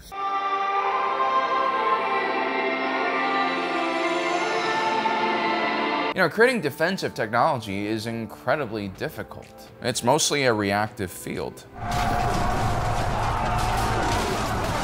You take a look at the various kind of threats your forces will face, and you try your best to design something that works against all of those threats. Now, oftentimes what happens is one faction will find a good solution to the problem of defense, and everyone else will just copycat that design. Take a look at the Joint Strike Fighter program, otherwise known as the F-35 platform. Then take a look at the Shenyang J-31, or the Turkish Aerospace TFX, or the Sukhoi Su-75. Now, I could easily just brag about how the nations that, developed the JSF program are far more advanced, have more open and freer societies and economies, which leads to better utilization of human capital. But, let's not punch down, guys. I doubt they'll even see us coming. I'm self as fuck, boy! No, but seriously, guys, the fact that so many of these other companies have copied the JSF's design simply means that this might just be the optimal shape for a jet fighter that is trying to decrease its radar signature.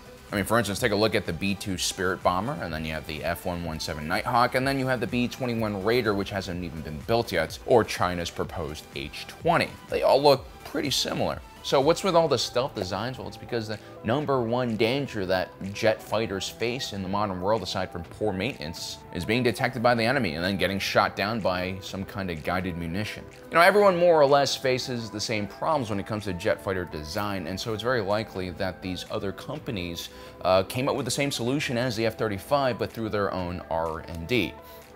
except for maybe like the J-31 and the H-20. They're not even trying. You know, most 5th generation stealth fighters will have similarities. They are usually covered with radar absorbing materials. They'll most likely have an internal weapons bay to further decrease the profile of the fighter, which is why they all kind of look the same.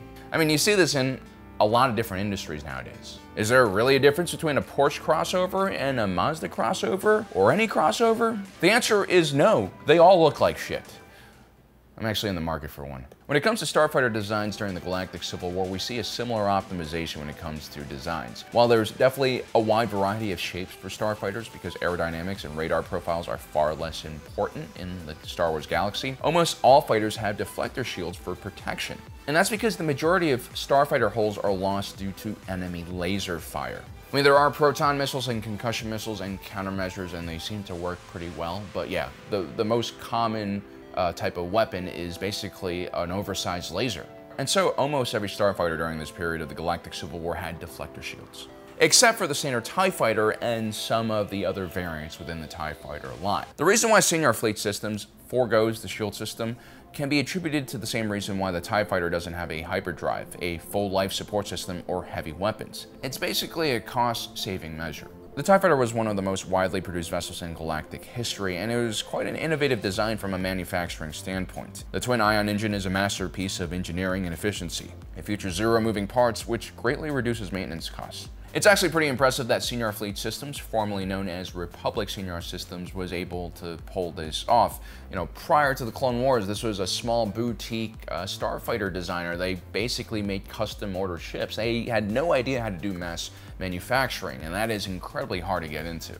Its chairman, Wraith Senior, however, was a very ambitious individual, and more importantly, had a very close and personal relationship to Darth Sidious, having built his personal yacht, the Imperialist, and the heavily modified Star Courier used by Darth Maul, which featured advanced cloaking technology. You know, Senior Fleet Systems, despite all of its flaws, was a very innovative company. I would say it's more innovative than even Incom Corporation. And so it's not unlike them to approach the problem of starfighter defense in a very unique way here. And so just because the TIE Fighter doesn't have shields doesn't mean that the pilot is completely defenseless. No, far from that. The deflector shield is really just one layer of defense. Every weapon system has multiple layers of defenses, like an ogre or an onion. Oh, you both have layers. Oh. You know, not everybody likes onions. Cake! Everybody loves cakes. The first layer of defense that a TIE Fighter depends on is its scanners. Now, generally speaking, the scanners on a larger Rebel fighter like the T-65B X-Wing is going to be more robust than what's found in a TIE Fighter, but remember, the TIE Fighter is fundamentally a short-range interceptor. It's built for interception purposes and really just fills in for the Imperial-class Star Destroyer's lack of point defense systems. A TIE Fighter really shouldn't be judged as an individual fighter like an X-Wing is, and that's because it fits a role in a larger Imperial system. And so when a TIE Fighter deploys, they're getting fed accurate and powerful scanner information from an Imperial-class Star Destroyer or whatever vessel serves as their home base. And that information, when pieced together, is going to be far more complex and complete than what a Rebel starfighter is going to see in their scanners. This gives a TIE Fighter pilot the initial advantage when they initiate a dogfight against their Rebel counterparts. The second layer of a TIE Fighter is actually the squadron. The Imperial Academy system really had one purpose, and that was finding the smartest and most capable individuals in the galaxy and preparing them for Imperial military service. And guess where the most capable and skilled individuals went to? The Imperial Navy, specifically to become either TIE Fighter pilots or Imperial bridge officers. While the TIE Fighter platform individually might seem like a weak fighter, the skill and experience of your average Imperial pilot far outweighs the Rebel pilot. TIE Fighters were well coordinated, and usually pilots flew in pairs or triplets, making sure to watch each other's backs in combat. And because usually Empire outnumbered the Rebels, it was very easy for TIE Fighter pilots to keep their enemies unbalanced enough so that they can't actually go on the attack. The third layer of defense is a pilot's skill and the insane maneuverability of the TIE Fighter platform. You can't really kill what you can't touch, right? And since most starfighter battles happen within line of sight and dogfighting was important, the skill of a pilot far outweighs the capabilities of the starship. It's actually common for Rebel pilots to remove their deflector shields from their A-wings to give themselves a bit more speed and power. This shows you just how important deflector shields are to very high-end and well-trained pilots. You know, TIE fighter pilots oftentimes were proud of the fact that they didn't have deflector shields. It was kind of a bit toxic, but it definitely makes sense. Now, the fourth layer of defense is where that deflector shield would normally be, and a TIE fighter actually has other ways of compensating for a lack of shields. And, you know, our viewer Gavin really brings up this great point. You see, the sphere structure is incredibly strong. You know, look across our vibrant and completely not flat universe. Every celestial shape, whether it's a small clump of space trash or some far-off super-Earth in a distant solar system, to a star, is arranged in a sphere shape. When immense gravity sucks in large amounts of particles and mass, it always forms a sphere. Why? Now, look at some of the most ancient bridges surviving in the world today, like the Marco Polo Bridge in Beijing or the Caravan Bridge outside of Izmir, Turkey. Both of these bridges use arcs. So why is this? Well, long ago we figured out that spheres and arcs are amongst the strongest structures in nature. And that's because when you apply pressure to these shapes, the pressure becomes evenly distributed across the surface of a sphere or an arc. There are no weak points that you can exploit. If anything, it's even more powerful in most situations compared to a triangle. And we all know how much the Sith love their triangles, whether it's holocrons or Star Destroyers. And so, technically speaking, the TIE fighter hull should be one of the strongest ever created. Now, our viewer Galen in his letter talks about Moff Gideon's crash in the first season of The Mandalorian. He's flying an Outland TIE fighter, which is just a modified version of the standard TIE. It still has no shields. Din Djarin is able to damage the fighter by attaching a detonator onto one of the TIE fighter's S-foil struts. You know, detonators usually aren't able to damage the armor on a TIE fighter, but when you place it in one of the weak points, like the struts, it can definitely take the TIE fighter out of action. And that's exactly what happens. The explosion knocks off an S-foil and Moff Gideon spins out of control. Lo and behold, though, when we get to the crash site, the TIE fighter cockpit remains completely intact, a sign of the durable sphere design working properly. Galen also brought up the point that there are inertial compensators within the cockpit which can really aid in protecting the pilot. So the way inertial compensators work is they generate an anti-gravity bubble around the ship and the cockpit. This way, when a pilot accelerates at full speed or does a ridiculous banking turn, they can still stay conscious because they won't feel the effects of gravity on their body. Now, experienced fighter pilots actually like turning down their inertial compensators to like 97 so that they could still feel the airframe kind of moving a little bit. But that is essentially what flying in Star Wars was like.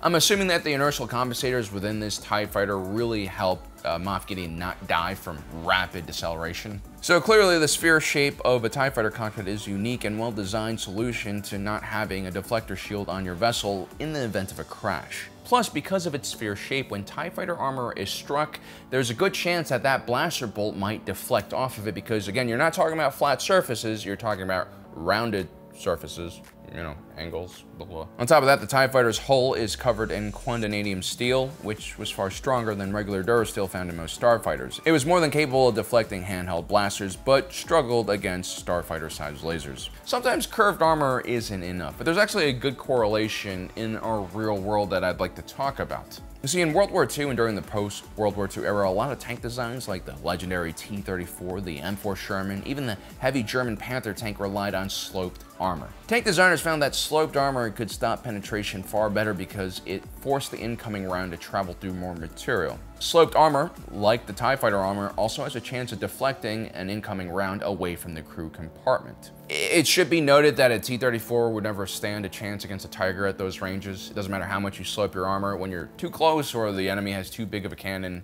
you're out of luck. But anyway, now sloped armor is a no-brainer. More armor protection and less weight. So then why is it that most modern tanks don't feature a lot of sloped armor? I mean, you'd think that most tanks would look like a Corvette with a turret on it.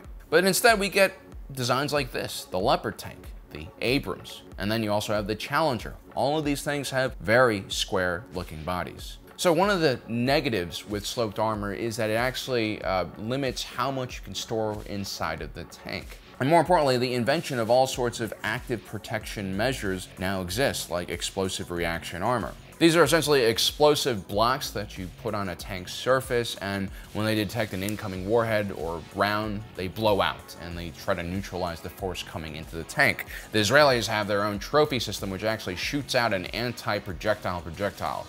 which is like some Star Wars technology. It's pretty crazy. These APS systems remind me a lot of the deflectors we see on the starships in the Star Wars galaxy. And so even though the TIE Fighter has many advantages, especially when it's deployed properly for the mission it was designed to do, having just the sphere cockpit alone for defense feels more like a cost-saving measure than a legitimate solution. If anything, it's the least these Imperial designers could do for their pilots. Let's also not forget that these TIE Fighters have giant transparent steel windows. That is definitely going to be a structural weakness as well. And when something as random and small as a microasteroid can penetrate the front viewing screen of your fighter, well, you'll understand just how cheap the Empire is and how little they value the individual fighter pilots. However, I can't help but admire the TIE Fighter's design. In a lot of ways, it kind of reminds me of an Apple product. Completely different and unique from the field.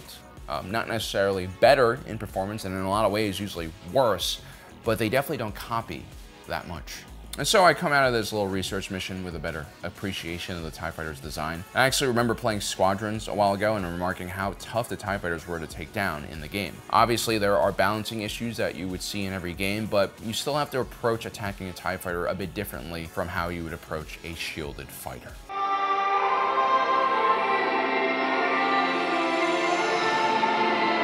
In your typical Star Wars TV show, the most exciting part of an episode is usually an epic showdown between crime lords or a battle between two powerful Force users. The fate of a planet, or maybe an entire galaxy, is usually at stake.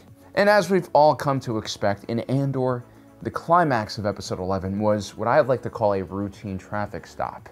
And in a way, the fate of the galaxy was at stake in this situation as well. But no, seriously, this isn't really a space battle. It's some state troopers pulling over the Star Wars equivalent of a Honda Civic that's actually a sleeper cranking out 500 horsepower for no actual reason. And yeah, this scene was awesome. The countermeasures that Luthen used to destroy the tractor beam dish, it was both practical and visually exciting. The laser beam things on the wings, on the other hand, well, that would make it probably into one of my old everything wrong videos. But hey, sometimes when you're a badass renegade, dogfights aren't just about survival, it's also about style and having a good time, or 360 sniper headshots or something like that. But anyway, the fact that Tony Gilroy chooses the Cantwell-class Arrestor cruiser for this scene shows us that despite him always claiming that he's not interested in Star Wars lore, he really seems to have a deep understanding of the Star Wars galaxy and the challenges that the Empire faces at this point in history in 5BBY. The Cantwell-class Arrestor cruiser is the perfect ship for the Empire during this time period. In a way, Tony Gilroy kind of reminds me a lot of Timothy Zahn, who's the writer most famously known for creating Thrawn and the Thrawn trilogy. And it's not that their writing is similar or anything like that, it's just that they both like to focus more on the realistic aspects of Star Wars lore in the galaxy.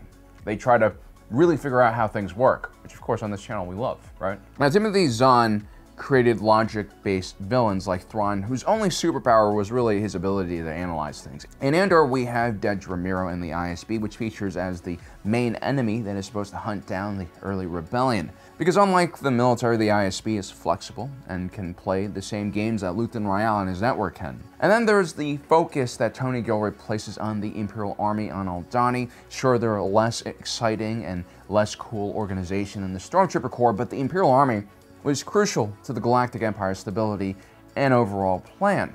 I mean, it's so important that we did an entire video about it, and the fact that Tony Gilroy chose the less flashier organization means that he's actually more interested in that world building than just wowing the audience. It's the long-term investment in the story that he's after. And now when we transition finally to space battles in Andor, Tony Gilroy avoids the cliche of bringing in Star Destroyers and X-Wings. Instead, we have something like the Cantwell-class Arrestor cruiser, which, you know, despite having a lot of lore surrounding it and interesting, like, history around it, this is an ugly-looking ship. It's not flashy. It's really not that cool to most people. I know some people are geeking out about it. I am kind of. But this is actually a very functional kind of design. Function over form. And it's actually very similar to something that Timothy Zahn always used in his novels, which were the interdictor ships. Introduced just a few years after the rise of the Galactic Empire, the Cantwell-class Arrestor cruiser was created at the behest of the Department of Imperial Justice, who were basically the successors of the Judicial Department. They were essentially the federal law enforcement wing of the Republic. The Galactic Empire can be broken into many different eras, but generally things were sliding towards authoritarianism and more central control. We would see the Empire slowly eat away at individual rights, the ability for an individual to have financial success. They would also try to take power from local governments and local authorities and replace it with their own governors and central authority. At each major battle or incident, whether it's the Aldani raid or the Alderaan mining accident / Yavin 4 incident, the Mid-Rim offensive, Hoth, or the Empire would move the chains a bit more forward towards their end goal, which is complete dominance. And more normal civilians as a result would become rebels, more Imperial soldiers and pilots would defect in protest. The Imperial Army would be replaced with the fanatic stormtroopers. The ISB would take over surveillance from local authorities and the Department of Imperial Justice. As the Empire got crazier and harder to follow, because at one point they were just blowing up planets for no reason, we would also see the reduced importance of apolitical institutions and the rise of more political institutions that really were just loyal to Emperor Palpatine and not to the citizens of the Empire. Take the ISB, for example. It was one of the many intelligence gathering agencies in the Empire, but it was solely loyal to Copnor, or Palpatine's political movement. This explains why the ISB would be heavily involved in Operation Cinder, which basically just targeted and destroyed Imperial worlds full of innocent civilians. It was kind of Emperor Palpatine's last laugh. A national intelligence agency, in theory, should fight against things like Operation Cinder. It would categorize ISB as a bunch of fanatics who've gone rogue and are, carrying out terrorist attacks, basically. And this is exactly what happens every time the Sith are in power, and Luthen Rael really understood this. We need the fear. We need them to overreact. You can't be serious. The time has come to force their hand.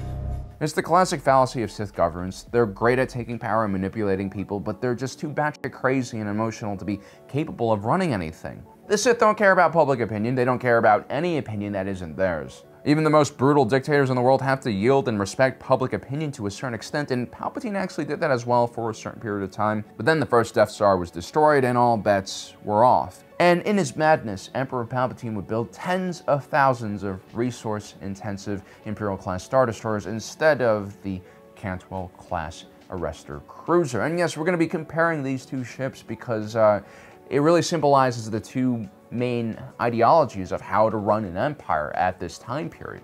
The Galactic Empire spanned the entire known galaxy. I mean, the struggle that every leader from the Old Republic period to the Old Sith Empire faced was figuring out how to control that entire galaxy. The Republic usually relied on a small centralized fleet that could serve as a quick reaction force, and then subsidize local planetary defense forces that were supposed to hold the line until reinforcements from the federal military could arrive. I think it's actually one of the better ways to tackle the issue of galactic security. It's not perfect, but people who look for utopia usually end up killing a lot of people for some reason. The Empire, on the other hand, was kind of stupid. It wanted to take everything under its control. I mean, why kick out the Preox Morlana corporate authority? Yes, Cyril Karn and Sergeant Tactical Blueberry screwed this one up, but they were clearly doing things in a very similar way to how the Empire would do it, and they were doing it for a fraction of the price. I mean, locals understand local problems, and they're usually locally funded. But no, Emperor Palpatine wanted everything. Control of the banks, control of natural resources, the military-industrial complex, and everything else in between. And so his military strategy was all about maximum coverage, or at least it was at one point in time. And then Governor Tarkin passed his very Sith-like doctrine on to Palpatine, which essentially came to the conclusion that the Empire would never have enough ships to actually control the entire galaxy. And that brutal use of force and the fear of that force, well, that was what they were going to try to control the galaxy with. Of course, that doesn't work at all. And the Imperial-class Star Destroyer, well, that was the main part of that equation. This 1.6-kilometer long ship was hailed as one of the most resource-intensive vessels in the entire Imperial Navy. As you guys all know, logistics is what wins wars, and after the Battle of Endor, when Emperor Palpatine died and basically the logistical structure of the Empire started falling apart, the Imperial-class Star Destroyer was operating at half capacity almost all across the galaxy. These things are very hard to keep running. The idea behind the ISD was to build a self-contained strike force that could be shipped to any corner of the galaxy. An ISD can hold an entire Stormtrooper Legion on board. That's around 10,000 troopers. It also can hold, whatever vehicles they need for the ground offensive. We're talking about tanks, walkers, transports, armor, fire support, whatever. There's also building material on the Star Destroyer for an entire prefabricated base that could be deployed to the ground. The ISD also carried a mixed wing of starfighters and bombers. They also had different type of transport ships to get everything down to the surface. And of course, they could provide fire support from orbit with its massive turbo laser banks. The Imperial-class Star Destroyer had on board a powerful suite of comms and sensors, and so an entire military campaign could be coordinated from inside the safety of the ship in orbit. But why? I mean, why do you need thousands of these ships when your enemy is bringing at most, what? 30 men. Plus Krieger. The Imperial-class Star Destroyer was complete overkill against a bunch of rebels using snub fighters and converted civilian freighters. Now, the galaxy was organized into many different sectors. Generally, a sector had around 50 inhabited planets or moons. Each one of these areas would have its own sector fleet, which were usually centered around a group of Imperial-class Star Destroyers. There could be anywhere from 4 to over a dozen of these large battleships. But the Star Destroyers, as impressive as they were, could only control one system at a time. These ships were designed for short-range engagements, and even their starfighter escorts were short-range and couldn't really operate independently from the ISD. And so when you have rebel attacks like the raid on Aldhani, the Empire doesn't have enough time to react to the criminals, and so they're able to escape. Which means that Andor and his team only had to evade whatever Imperials were on the ground. At 150,000 credits each, you essentially have a few Star Destroyers that are too large and too slow to react to a nimble rebel hit-and-run attack, and so they can't really cover their entire sector. And then let's take a look at the Cantwell class Arrestor cruiser, which costs only 2.2 million credits. I mean, you could easily have one of these cruisers for each of the inhabited planets in a sector and still have enough credits left over to buy a couple ARQUITEN's class light cruisers if the Cantwell really runs into heavy opposition or, I don't know, pirate fleets. And that's all for the cost of one single Imperial-class Star Destroyer, not 6 or however many you have in a sector fleet. The Cantwell was by far a much smarter and valuable kind of thing to purchase for your Navy. And the Cantwell isn't as useless as it looks in Andor, by the way. I mean, the Fondor is clearly not a normal hull craft. This thing has some very interesting modifications that makes it very formidable. The Cantwell was designed to disable enemy ships. On board, you could find 3 twin heavy ion cannons, which are designed to disable enemy electronics and the reactor. The ship could also carry up to 24 starfighters, including 1 tie boarding craft that allows for an inspection team to go on board of an enemy ship. These kind of vessels look like tie bombers. The RT-17 repulsor tractor beam emitter, which the Arrestor class is built around, was a long-range tractor beam, far more effective at stopping fast-moving prey than the ISD's own Q7 tractor beams. And this is really the key to the Cantwell's design and why I think it makes the perfect patrol craft. I mean, think about it. How often did one single rebel ship escape from multiple ISDs and go on to cause massive amounts of damage against the Empire? Yes, the Fondor was able to use its special countermeasures to destroy the tractor beam, but my understanding is Captain Elk, like your typical Imperial officer during this time period, did not take the threat of Luthen's tiny hullcraft seriously enough and did not have his navigational shields or any shields up. So the basic procedure, as we mentioned before, is to basically grab onto hold of a ship with the tractor beam and then use the ion cannons to take out all of their engines and weapon emplacements. But of course, these are the lower level tactical decisions that will be continuously tweaked as criminals and the box each other. But from a strategic level, and this is what's really important here, the Empire needed smaller, more efficient law enforcement vehicles, like the Cantwell. They didn't need war vessels. In 13 BBY, when young Solo was still in the Imperial Academy training program to be a pilot, he was based off of one of these Cantwell-class Arrestors, and it seems like these type of ships were quite common in the galaxy, at least until the Battle of Yavin 4 escalated the entire conflict into a real shooting war. It's unfortunate that we don't see more of the Cantwell. I know it's an awkward-looking ship, but again, I rather prefer function over form in some cases, and I think with the Empire, that's been long overdue. The Cantwell, like the interdiction ships used like Thrawn, were really the only tools capable of destroying large groups of rebels by trapping them and preventing them from escaping a battle, just like what Admiral Thrawn did during the Battle of Autolon. So there you have it, guys. That is my assessment of the Cantwell ARRESTOR cruiser. I believe this would have been a much safer and better option for investment when it comes to designing your naval fleet. The Imperial-class Star Destroyer was simply not necessary. I mean, you could have a few based on Coruscant, and you could rush them over whenever like a larger conflict breaks out, and you do need that kind of firepower, like perhaps on Mimbam, where you need the orbital support. But for most of the early rebellion period, this large vessel was completely unnecessary.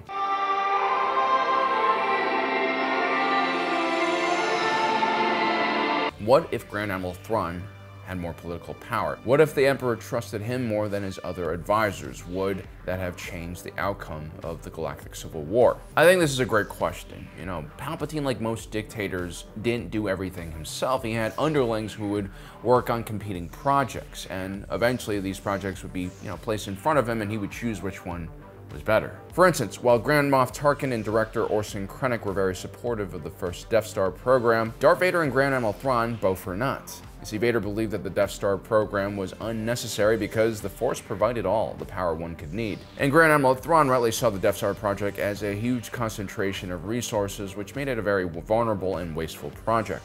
As a matter of fact, Thrawn was directly competing for resources against Project Stardust. Your TIE Defender program is at risk. Orson Krennic has been quite persuasive about diverting the funding to his own project, Stardust. The Emperor has assured me that he supports my project. Although Tarkin's name was closely tied to Project Stardust, it wasn't until Orson Krennic test-fired the superweapon on Jedha that Tarkin would swoop in and take over. Just a few years earlier, however, he was still playing both sides. He wanted to make sure he was positioned in the right place to take over either project when it became more lucrative. In my view, Director Krennic's project has been nothing but expenses and excuses for years on end. If construction of the Defender is to continue, you must make your case directly to the Emperor himself. I have already arranged the meeting. Now, what would have happened if Orson Krennic continued struggling to get Project Stardust completed? What if Tarkin took a more active approach to supporting Thrawn's project over Krennic's? What would have happened to the Empire had Palpatine put more resources into Thrawn's TIE Defender project rather than Project Stardust? Could this have led to a more positive outcome for the Empire during the Galactic Civil War? Could this single fighter have even saved the Empire? Project Stardust was a black project, and its budget was never clearly calculated. After all, how do you calculate all of the resources the Empire plundered from planets it nationalized? How do you calculate the worth of an Imperial prisoner who works in a labor workshop, or the output of an entire Geonosian hive? I mean, the budget for keeping this project a secret from prying eyes alone must have cost a ridiculous amount of credits. Whatever the cost it might have been, it was probably astronomical. And so with Project Stardust being removed from the Imperial budget, suddenly you have quite a lot of resources for Thrawn's TIE Defender program. And that money will be helpful almost immediately. You see, one of the biggest hurdles that the TIE Defender program faced was cost per unit. It costs around 300,000 credits for just one of these things. That makes it double the price of a T-65B X-Wing and 5 times the price of a basic TIE starfighter. And if you really think about it, no amount of superior performance can really justify the TIE Defender if it costs 5 times more than the thing it's trying to replace. As awesome as a single TIE Defender might be, it'll never be able to defeat 5 standard TIE fighters in a straight-up battle. And this is why, for the most part, Thrawn envisioned the TIE Defender as a premium or elite starfighter that would only be deployed in smaller unit sizes. Thrawn specifically envisioned this as a platform that would directly go up against Rebel forces. You know how Darth Vader had the Death Squadron created to hunt down the Rebels? Well, the TIE Defender would have been perfect for this unit. The cost of outfitting just one fleet with the expensive TIE Defender is far more doable than a massive rollout. Especially because for most backorder Imperial outposts, the TIE Defender was probably overkill and unnecessarily overpowered. Or was it? Well, one of the things that Thrawn can do if he has Project Stardust's budget underneath his control is scale up the TIE Defender program so that it appears more frequently in the fleet, like the more common TIE Interceptor. Maybe for every 10 basic TIE fighters, you could have at least 1 TIE Defender for, specific targets or missions. Or Thrawn could make a bigger push to just replace all of the TIE fighters with Defenders. The larger the initial order that Thrawn makes for the TIE Defender, the cheaper it will cost per unit. When Thrawn rolls out the original version of the TIE Defender, it costs $300,000 because he only has one factory in Lothal, and that factory is sourcing parts that are basically custom made and only used on the TIE Defender, which of course makes it really expensive. If you scale up production of the TIE Defender to the entire fleet, maybe instead of costing 300,000 credits, it could cost half the price at 150 or even lower at 100,000 credits. If the TIE Defender was rolled out, in massive quantities all across the galaxy, it would create a huge headache for the Rebellion. I mean, this is not something the Rebel fleet would be able to prepare for. You see, the TIE Defender is not actually overkill for those backorder systems we talked about. It's perfect. A TIE Defender might not be able to take on 5 regular TIE fighters, but it really doesn't need to. It has tools on board that other Imperial pilots can never dream of. And all starts with the hyperdrive. The TIE Defender has a Class 2.0 hyperdrive installed onto it. It's one of the first mass-produced TIE fighters to have a hyperdrive. While it wasn't as fast as what most Rebel capital ships and fighters were equipped with, it would definitely extend the reach of Imperial outposts and capital ships with TIE Defenders stationed on them. I mean, the real reason why the Empire adopted the Tarkin Doctrine was because it understood what the Republic did before it. There's just too much territory in the galaxy for it to control. The Republic localized the issue of defense and passed the responsibility of systems defense to local forces. The Empire strategy was to try to scare the galaxy into obedience. Neither strategy really worked that well. Now, within a few years, it became very clear that the Imperial-class Star Destroyer, the backbone of the Imperial fleet, was just too large of a concentration of resources in one vessel. Yes, the ISD could destroy almost every non-Imperial ship in the galaxy in a one-on-one fight, but the Rebel forces, the pirates and bandits that troubled the Empire, would just adopt different tactics and avoid a straight-up fight with one of these beasts. Now, each sector fleet had around half a dozen to a few dozen Imperial-class Star Destroyers, and that fleet had to watch over more than 50 inhabited planets, moons, and space stations. This means there was always a gap in the Imperial defensive network's coverage. And so the enemies of the Empire would strike these soft targets, munition depots that were unguarded outer rim pay stations that maybe only had a rotating schedule of ISDs visiting it. And once the Rebels had informants that could tell you where these ISDs were going, it became very easy for them to telegraph the optimal system to strike. Now, the Imperial-class Star Destroyer never had as large of a hangar as the Benedict-class Star Destroyer. Huge mistake, if you ask me. But still, it could carry around a full wing of starfighters into battle, which really isn't that shabby. Now, before, with the basic TIE Fighter and even the TIE Interceptors, these starfighters were mainly used as escorts and focused on screening enemy fighters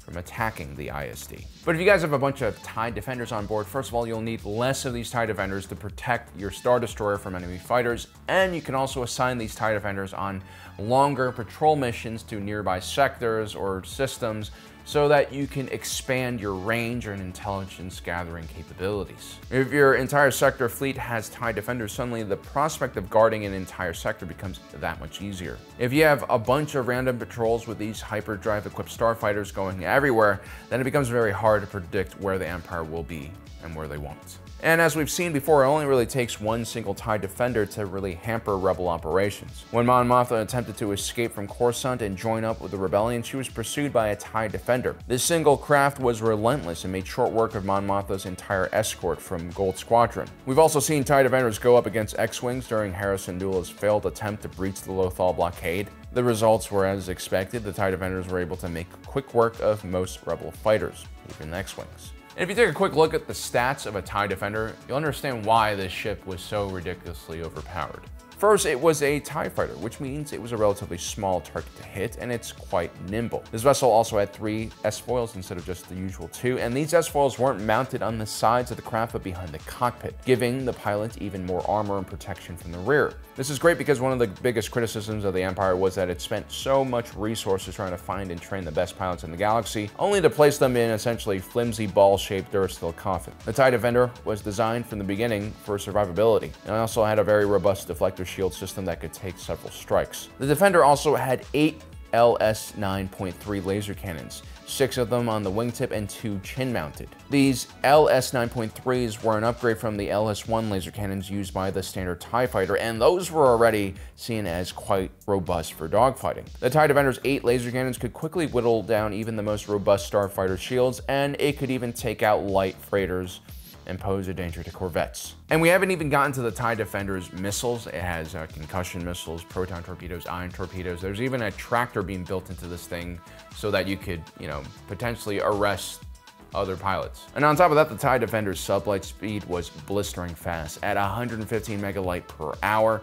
That makes it faster than the T-65B X-Wing at 100 megalight per hour. It also makes it faster than even the TIE Interceptor at 110 megalights per hour, and just a tiny bit slower than the fastest interceptor in the galaxy, the A-Wing, which could fly at 120 megalights per hour. Now, had the Empire sent more TIE Defenders during the mission to, capture Mon Mothma, I think they would have been far more successful. They would have either killed her or detained her. If TIE Defenders had been at the Battle of Yavin 4, even if they were deployed late, I think those 8 laser cannons would have made quick work of anyone who got in front of them in the trench run. In every major battle of the Galactic Civil War, especially those earlier ones, the TIE Defender would have made a huge difference for the Empire. At the Battle of Atollon, the TIE Defender could have crushed the Rebel forces and destroyed Bo-Katan's Mandalorian reinforcements. At Scarif, had a swarm of TIE Defenders met the Rebel fleet instead of just basic TIEs, then Admiral Radiss's fleet would have been ripped apart in orbit. On a side note, even Darth Vader was positive about the TIE Defender. He actually flew it around and he enjoyed it so much that he told Thrawn that he would put in a good word about the project to Emperor Palpatine, which is something he rarely ever did. Vader also suggested that Thrawn upgrade the ship further to make it even more powerful, which is where the TIE Defender Elite variant comes into play. This upgraded version costs around 10,000 credits more, and it could fly as fast as the RZ-1A Wing, making it one of the fastest sublight vessels in the galaxy. The Elite variant also had 6 missile launchers instead of just 2, which allowed it to engage multiple targets at the same time, and Darth Vader also wanted the control scheme to be simplified somewhat so that more pilots could fly it. I definitely agree that the TIE Defender and Elite variant of the TIE Defender would have put a lot of pressure on the rebellion. They would have probably lost leaders like Mon Mothma, who in many ways was irreplaceable. Heck, the rebels could have even lost at Yavin, which would have wiped out almost their entire command structure. Even Luke Skywalker and Han Solo would have a difficult time surviving the TIE Defender's capabilities. But as we've mentioned in previous videos, the Galactic Civil War was not a war that Palpatine could win through military means alone. This was a civil war. You were targeting essentially your own people. Destroying rebel bases and fleets helped destroy the symptoms of a civil war. But preventing people from rebelling is not something a starfighter platform could do. If the Death Star didn't scare people into obedience, why would a Defender have a better chance of doing that? The TIE Defender makes the Imperial military more deadly, it makes it more efficient, and it extends the reach of the Imperial military, which are really important factors here. And while the rebellion as we know it might get destroyed, who's to say that Palpatine's terrible economic policies and cruel treatment of his people won't just create more rebel movements in the future? When we take a look at the Alliance to Restore the Republic, we see a diverse group of political organizations that all have their own specific beefs with the Empire. And these factions formed during the early Imperial era when, Palpatine was still a pretty reasonable leader during this time period. The military wasn't in charge of the government. The Imperial Senate was still around. Things weren't really that bad, and you already had so many rebel movements. And what unified these rebels was really just their hatred of the Empire and the cruelty of Emperor Palpatine's actions. What Palpatine really needed to end the Galactic Civil War and ensure the survival of the Empire was to figure out a way to create meaningful political, economic, and social change. We always talk about how every leader, even dictators, are kind of beholden to the will of their civilian populace. And when it comes to dictators, there's usually a deal that's cut between the dictator and the people. Usually what happens is the populace agrees to give up its voting privileges and engagement in politics, and as a result, the dictator is supposed to provide economic stability and happiness, and also peace and security. And so the Galactic Civil War was not the result of the Imperial military being dysfunctional, it was a result of that trust between the Empire and its people breaking down. And when that happens, no amount of oppression and brutality will bring the rebellion back into its box. Yes, the first wave of rebels, the ones that we grew up with, might have failed in their attempts to fight off the TIE Defender, but new generations would rise up afterwards. Even if the X-Wing becomes vulnerable thanks to the TIE Defenders, who's to say that the rebellion won't resort to more desperate tactics like using an X-Wing as a hyperspace missile? Or what if the X-Wing gets its own upgrades in order to stand up against the TIE Defender? The possibilities are endless as long as the will to fight is there. And that's just not something that the TIE Defender could target, even with its 8 laser cannons. Well guys, I hope you enjoyed today's video. Don't forget to subscribe, hit that notification button down below so you don't miss out on the rest of our awesome content. And as usual, my name is Alan, reminding you that my allegiance is to the Republic, to democracy. I'll see you next time.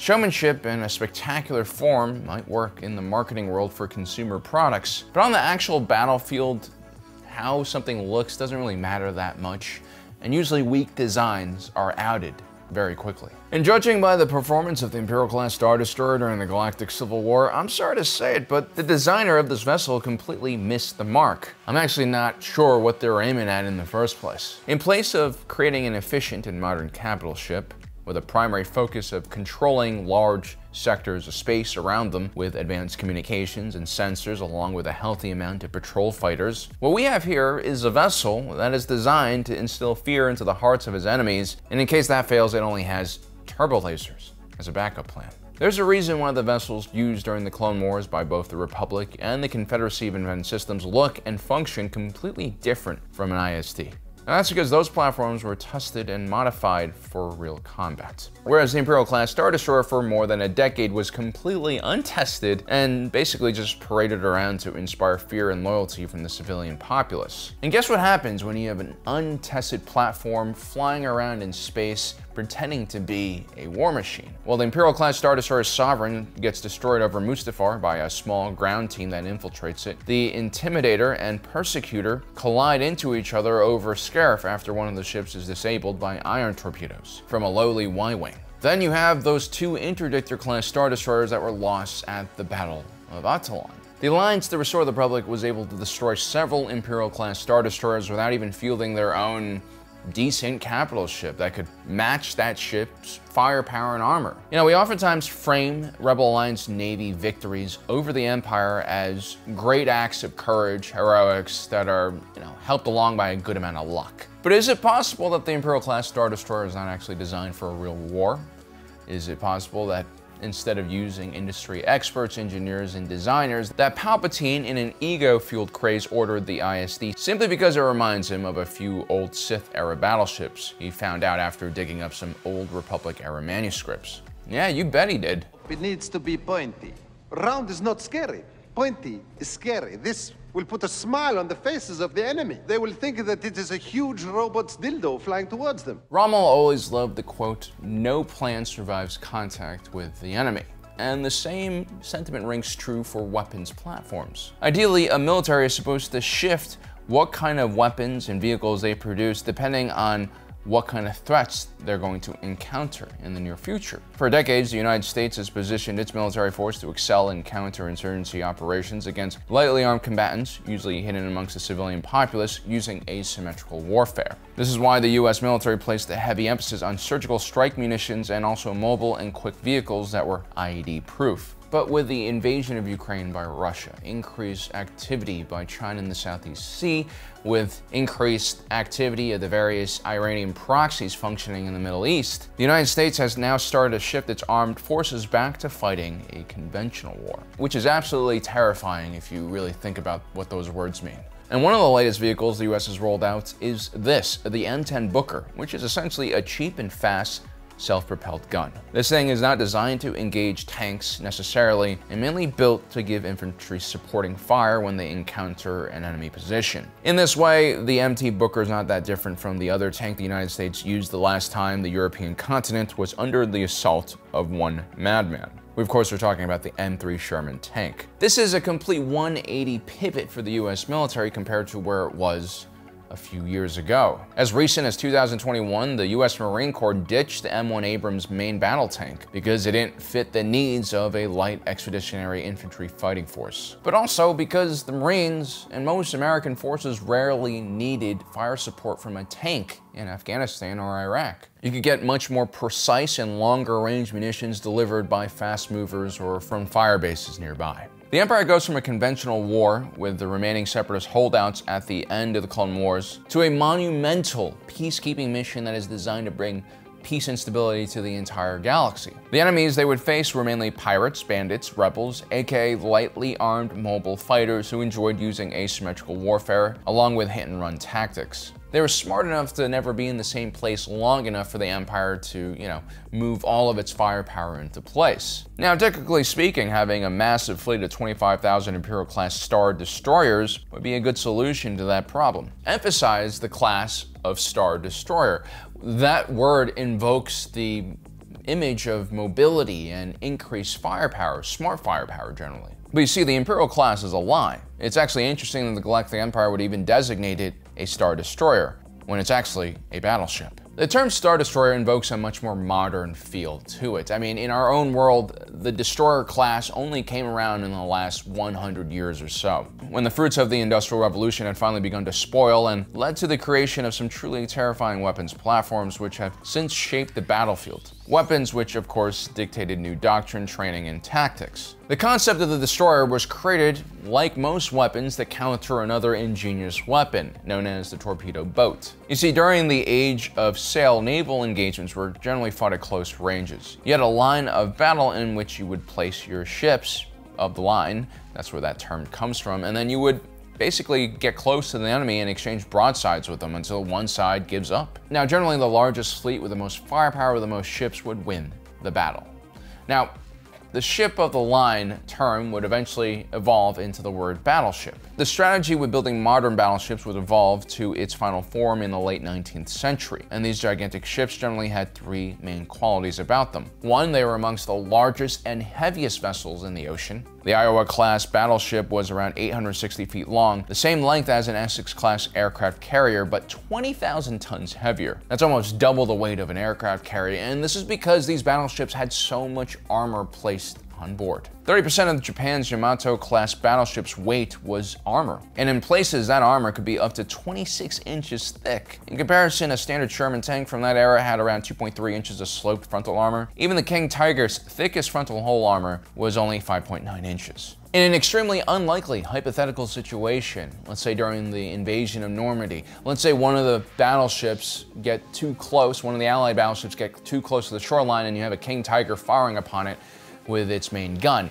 Well, those rounds will most likely just bounce off of the ship and do very little damage. But the thing is, offensive technology generally outpaces defensive technology, and the creation of the battleship and dreadnought class of ships would also increase the caliber of naval guns to just ridiculous sizes. There's basically no amount of armor that could stop a 16-inch gun, which shoots out projectiles that are close to the weight of a small car. As battleships became larger and more expensive to make, they became strategic assets. They're no longer ships of the line.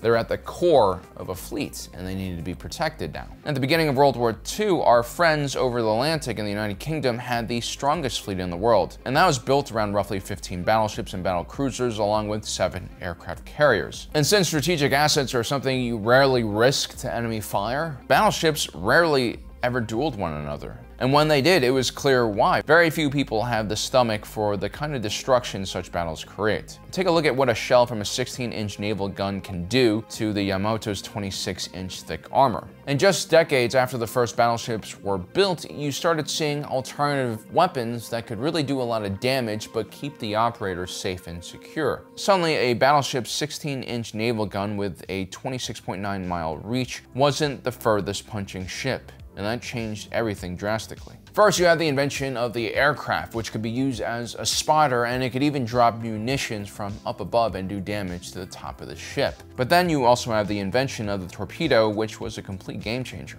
Bombs and shells could target the superstructure of a craft, which caused damage and casualties, but a torpedo generally targets the hull of ship below the waterline. Now, there are cases in which bombs penetrate the deck and set off a ship's magazine. That usually is a kill shot, but torpedo breaches usually create holes so large that even the mighty battleship can be sunk by one well-placed shot below the waterline. When you combine a torpedo with a plane, it becomes an extremely deadly platform, and when you combine a torpedo with a boat, it becomes a very cheap, efficient, and deadly platform. Torpedoes became an equalizer for nations that could not afford to build an actual battleship. If you take a look at countries like Iran and North Korea, who lack true blue water navy capabilities, you'll notice that they, to this day, still rely on fast torpedo boats as an equalizer against their much more technologically advanced enemies. But here's the thing, they'll probably never get close to their target because most modern navies now have escort fleets wrapped around their most prized ships. That's where the destroyer came into play. It was first invented to take out small and swift enemy ships, usually torpedo boats. Destroyers quickly became the mainstay of most modern navies and would soon replace the battleship as the most powerful surface vessel when it comes to direct firepower.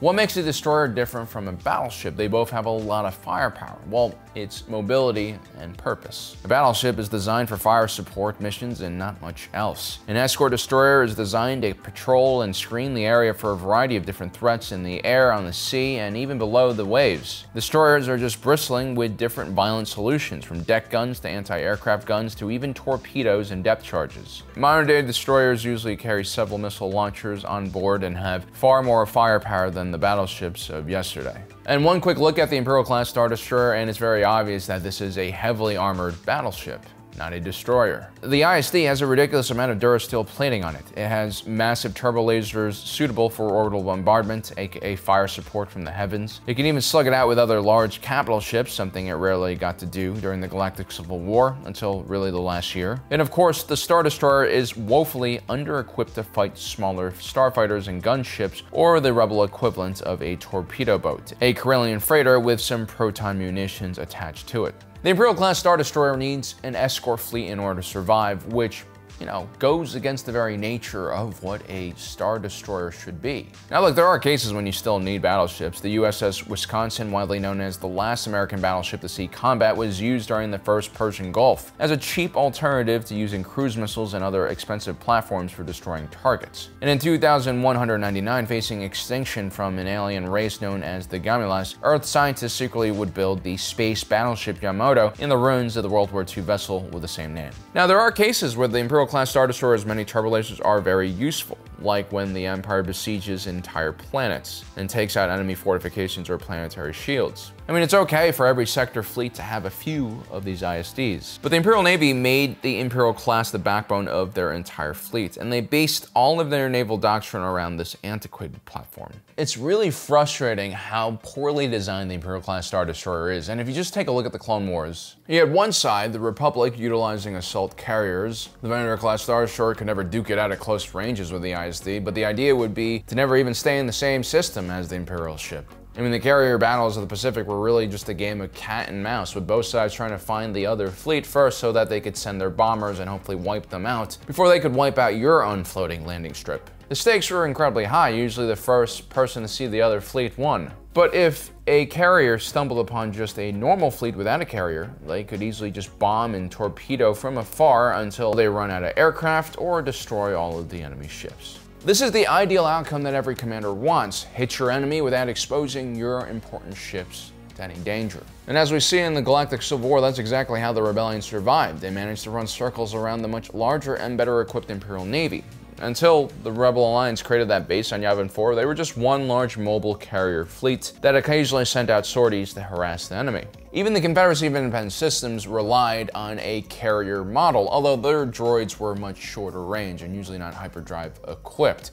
Also, Confederacy had really advanced missile technology that again allows you to fire at the enemy outside of line of sight, which is important when you're trying to deal with turbo lasers. And to make the ISD platform's design even more shockingly dumb is the fact that this ship has very few point defense weapons on board. The majority of the emplacements on this ship are turbo lasers or iron turrets, and so it's quite easy for enemy fighters to strafe the crap out of this thing and get real close. Also, for a ship that is designed to function in a 360-degree threat environment, the ISD had two massive blind spots at the rear and also at the bottom of the ship. And the bridge of the ship is placed up high in an exposed area, copying the Venator-class Star Destroyer's design. But the Venator actually had a reason for having a very high tower. You see, it had two bridges. One commanded the actual ship, and the other one was for air traffic control because of the sheer amount of starfighters it had on board. The Imperial-class Star Destroyer did not need a giant tower for aircraft control capabilities. What it did need was a hardened bridge, preferably in the center of the ship, that would allow it to survive more broadside exchanges. And so yeah, the Galactic Empire's strategy of dismantling the Republic Navy and then building their own fleet of Star Destroyers is the equivalent of the United States getting rid of all of their carriers, including the super carriers, and then just replacing them with modernized versions of the Iowa-class battleship. It'd be really dumb if we did that.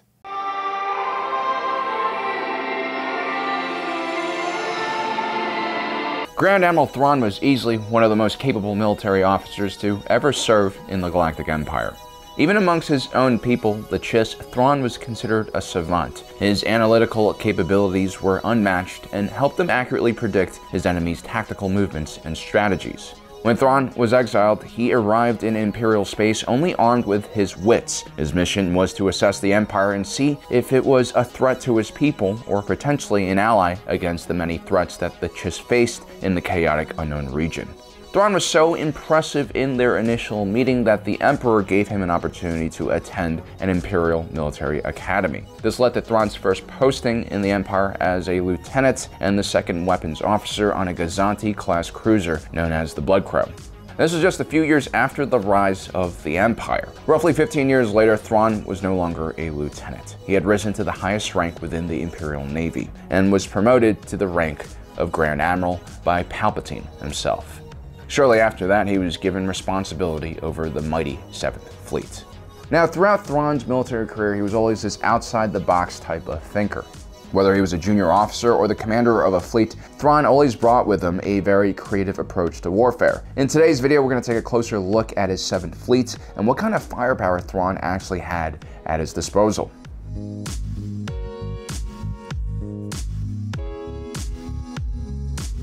The Imperial Navy was a massive entity, the largest branch of the Galactic Empire's sprawling military force. And that's because the Empire's territory was 99.99999% outer space. Now, many different factions had different mentalities on how to approach guarding and securing all of this space. The Imperial military's view was building a massive military-industrial complex that could also support a massive military. It was said that at the height of the Imperial military strength, the Navy had over 25,000 Imperial-class Star Destroyers available for deployment.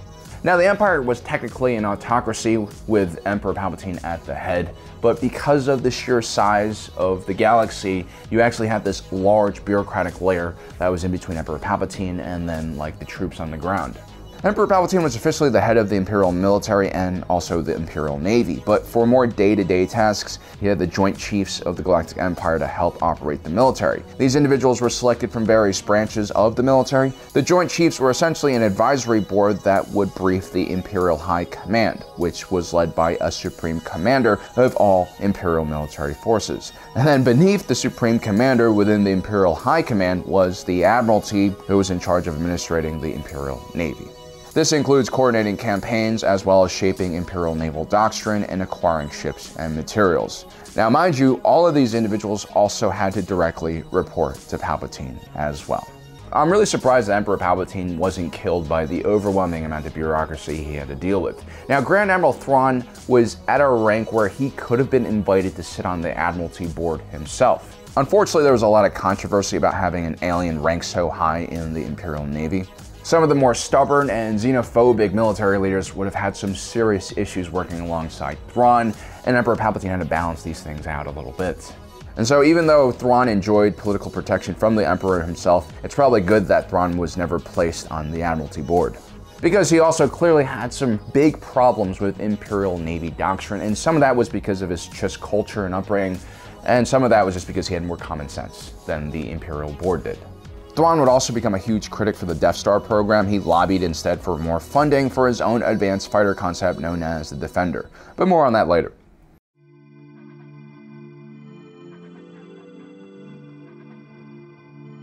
Thrawn would be given the 7th Fleet and sent out to the Lothal sector. His job would be to pacify the local rebel movement that was growing there. Because Imperial doctrine heavily favored the use of battleships, an Imperial fleet was usually built around at least half a dozen ships of the line, like the Imperial-class Star Destroyer.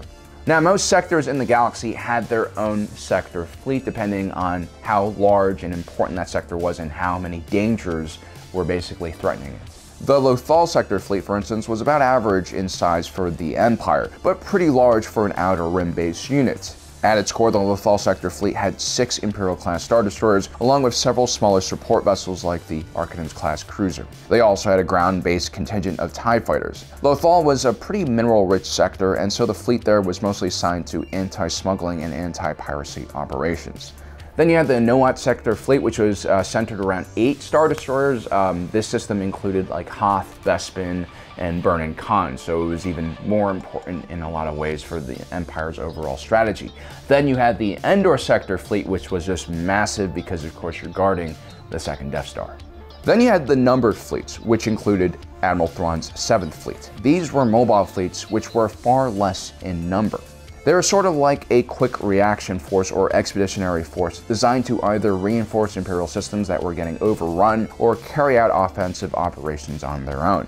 Because of the more dangerous and demanding nature of these type of actions, you usually had an admiral that was a lot more capable put in charge of these mobile fleets, individuals like Grand Admiral Thrawn. Now, Grand Admiral Thrawn would actually take over the 7th Fleet from Admiral Sartan. We don't really know much about him, but apparently he loses his job to the Chiss. This would happen shortly after Thrawn's victory at Bataan.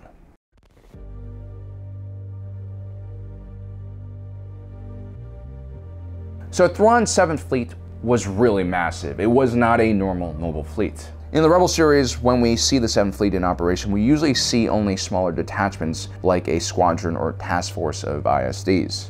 Now, because Palpatine really liked Thrawn and basically saw him as a problem solver, his 7th Fleet was a mobile fleet but on steroids. Generally speaking, mobile fleets are going to feature the most modern and heavily armed vessels in the Navy. These are essentially vanguard units. But the 7th was one of the largest mobile fleets in the Imperial Navy. It had 9 Imperial 1 class Star Destroyers and an additional 16 Imperial class 2 Star Destroyers as well. This included Thrawn's own personal ship, the Chimera, a class 1 ISD. Once Thrawn reached the rank of Commodore, he was gifted this ship, as was common for the more talented officers within the Imperial Navy. For continuity and familiarity reasons, the Chimera would actually follow Thrawn throughout the rest of his career and serve as his command ship. Now, the only major difference between a Class 1 and Class 2 Imperial class Star Destroyer is that the latter version has a comms tower in between the 2 bridge deflector shield generators instead of a tractor beam assembly. Now, at 1.6 kilometers or 1 mile in length, these behemoths were massive floating cities armed to the teeth with weapons emplacements. The ISD was actually at the heart of the Imperial Naval Doctrine. The ISD was first and foremost a battleship, which means it used its 68 turbo laser batteries and 60 ion cannon emplacements to blast the enemy into submission. Exchanging broadsides at line-of-sight ranges might seem a bit antiquated for space battles, but this was the Empire's policy. Now, Thrawn clearly was not interested in massing his fleet in large parade formations and exchanging fire in this way with his enemies. As a Chiss commander, he was more used to fighting numerically superior enemies, and he was oftentimes outgunned. Thrawn was actually very used to outmaneuvering his enemies and using subterfuge. Now, ISDs weren't just weapons platforms, though. They were usually equipped with an entire legion of stormtroopers, along with their motor pool, heavy weapons, and transport vessels. These Star Destroyers could also deploy around a wing of starfighters, usually separated into 3 squadrons. A bit disappointing for a ship of this size, but most of the starfighters were the basic TIE variants that were only useful for short-range interception. These starfighters were supposed to bolster the relatively weak point defense systems on board of these battleships. And so really, if you take a look at Imperial Naval Doctrine, the ISDs were kind of like these self-contained tactical assault groups. The destroyer itself could serve as a forward operations base, which could stay in orbit if, say, the enemy's anti-air defenses are still intact. Everything an offensive operation could need, including shuttles, heavy armor, reconnaissance, and of course infantry, could be deployed from an ISD and also housed there. And on top of that, you also had the terrifyingly powerful and accurate fire support from the Star Destroyer itself. On top of that, an ISD was usually deployed with a wide range of support vessels.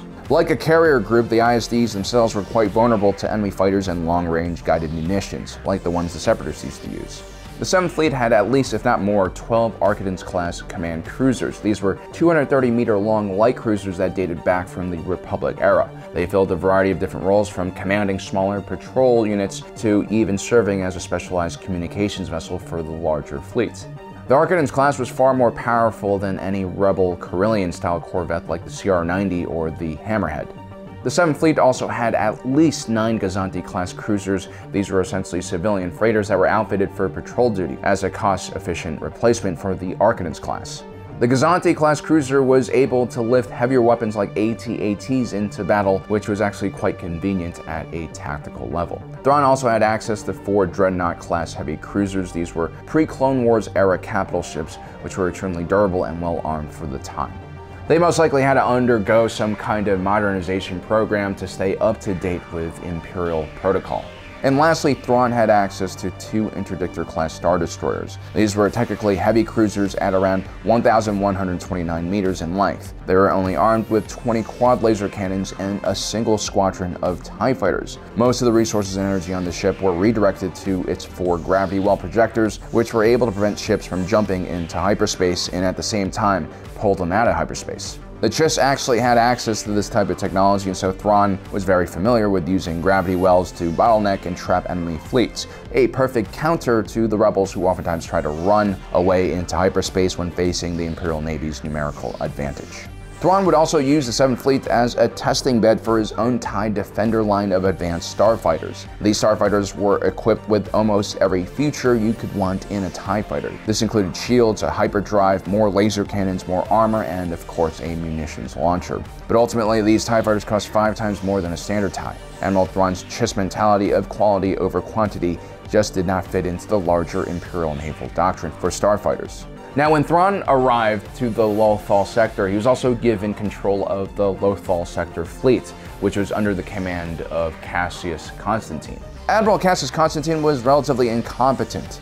Sector fleet commanders were usually less capable than mobile fleet commanders, and that was because they're mostly in charge of security or defensive operations. Many of these individuals also became quite corrupt because of their natural authority over their host systems. These fleet commanders were also responsible for logistics, and so they needed to create contracts with local suppliers to fuel and maintain their fleets. And so taking bribes and gifts from suppliers was very common.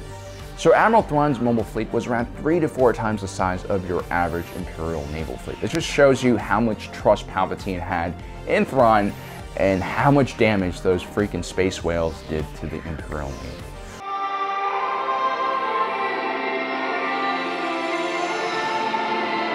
Today I want to discuss everything we know about the new STARHAWK battleship program and why it's so important to both the fledgling New Republic and the rapidly collapsing Empire. The Rebel Alliance started out with very humble origins, especially its navy. It mainly used stolen Clone Wars era starfighters in the beginning, along with civilian and diplomatic vessels which were repurposed into carriers and so-called capital ships. You had diplomatic vessels like the Corellian CR-90 Corvette, Hammerhead Corvettes, and the GR-75 medium transports, and that was about it. None of these ships that the Rebel Alliance used in the earlier years of the war were specifically designed for military engagements, so oftentimes the Rebels' best strategy was just to run whenever it encountered an Imperial naval fleet. Having a ship designed ground up for military purposes is quite important. Military vessels generally have a much more solid superstructure.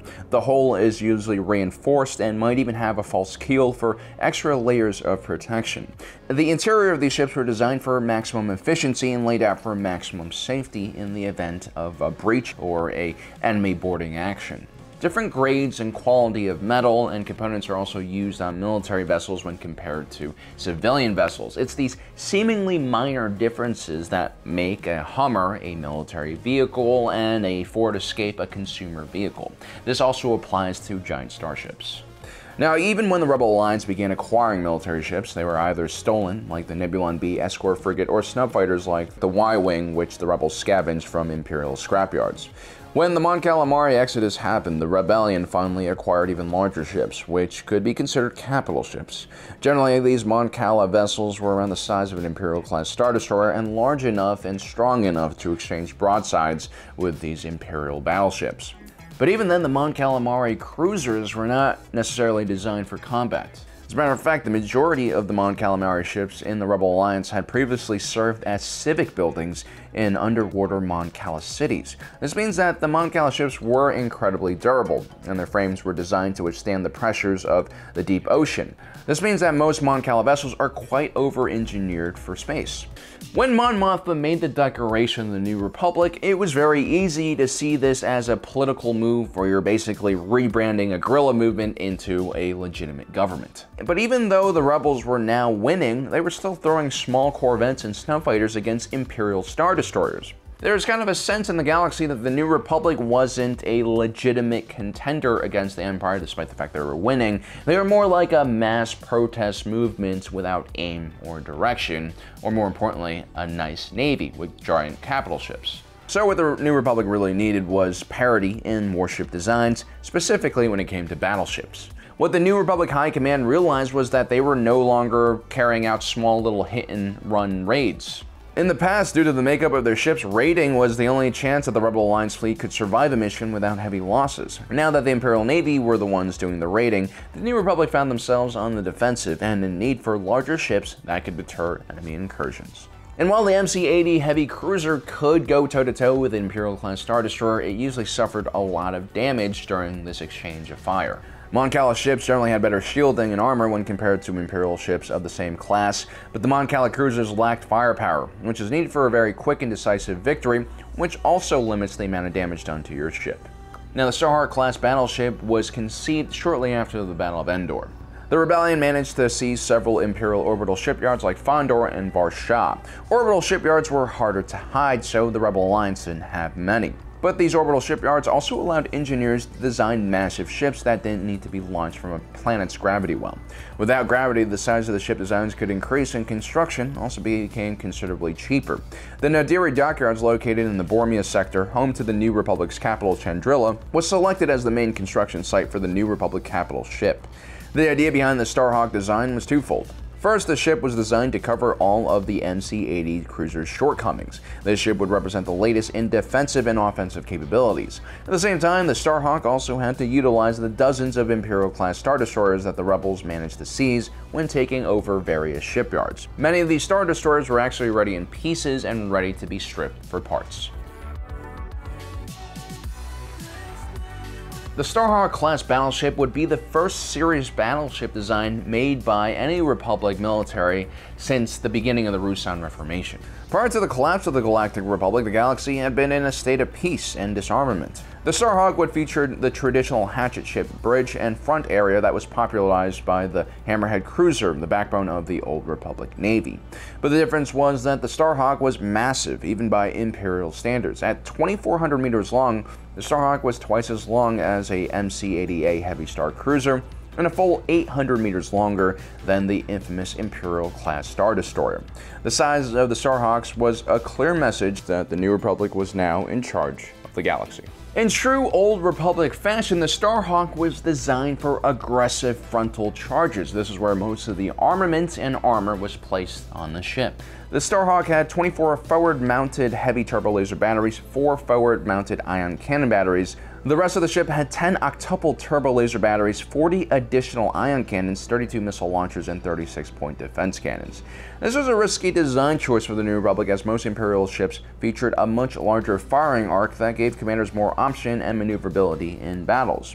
A commander of a STARHAWK has to constantly be focused on presenting only the front of their ship to their enemy. This gave the STARHAWK a very narrow profile, which made it harder to hit, along with allowing the crew to concentrate defenses to just one part of the ship as well. The STARHAWK also had a very massive tractor beam assembly designed in the front of the ship. It was so powerful that the Concorde, one of the first commissioned STARHAWKs, was able to drag an Executor-class Star Dreadnought out of orbit during the Battle of Jakku. The destruction of the massive Imperial command ship turned the battle in favor of the New Republic. And that was kind of the point of the STARHAWK. The Rebel Alliance was no more, and now they were the New Republic, and this meant they didn't need to be stealthy, unpredictable, or even smart in battles anymore. The STARHAWK was impressive and all about brute force. It could shrug off massive amounts of damage and still deliver its own payload in a very Imperial way.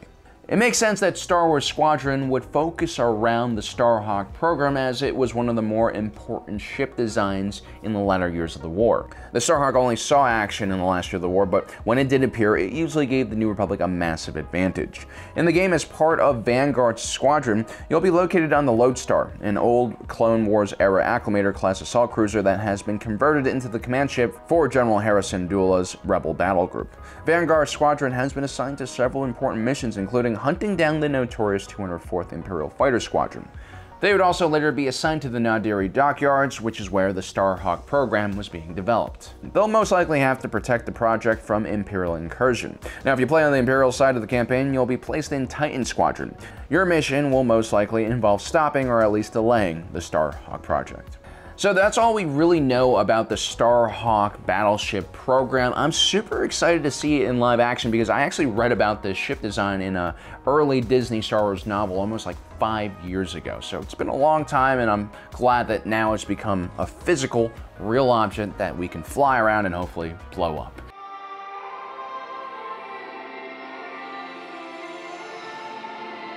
In Zero BBY, Grand Admiral Thrawn was attempting to get his production line for his TIE Defender running at full speed. This next-generation advanced fighter would pose a lot of problems for the Rebel Alliance. TIE Defender Elite possesses speed, weapons, and shields superior to any fighter in our fleet.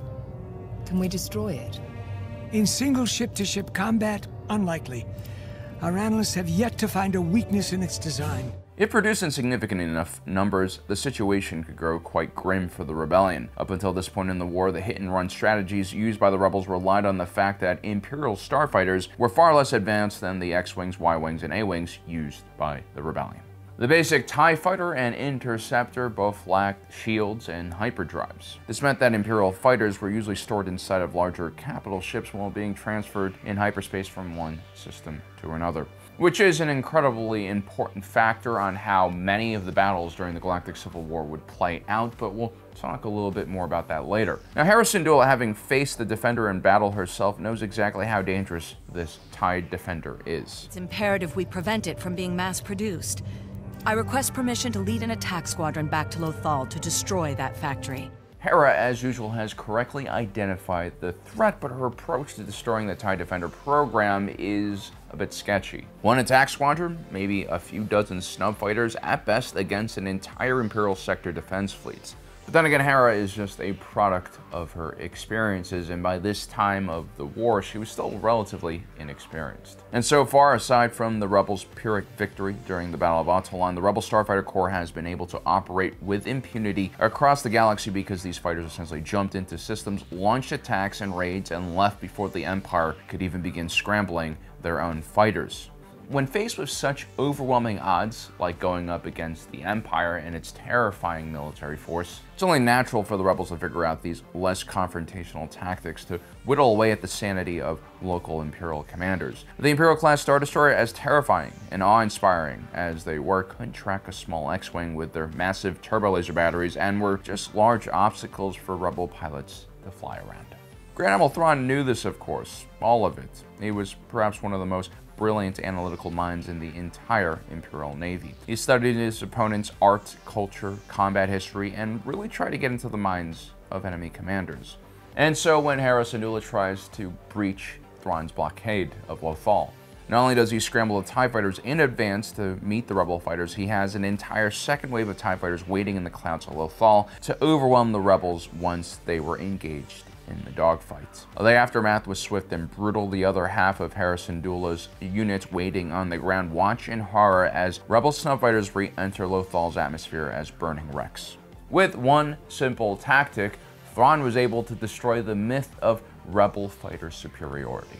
He would go on to rewrite the Imperial Naval Doctrine and make it standard procedure for Imperial ships to deploy fighters immediately upon entering a hostile or unknown system or when detecting unknown incoming ships. Or at least that's what I envision him doing, had he not been swarmed by a bunch of space whales and whisked back to the unknown region of the galaxy just a few weeks later.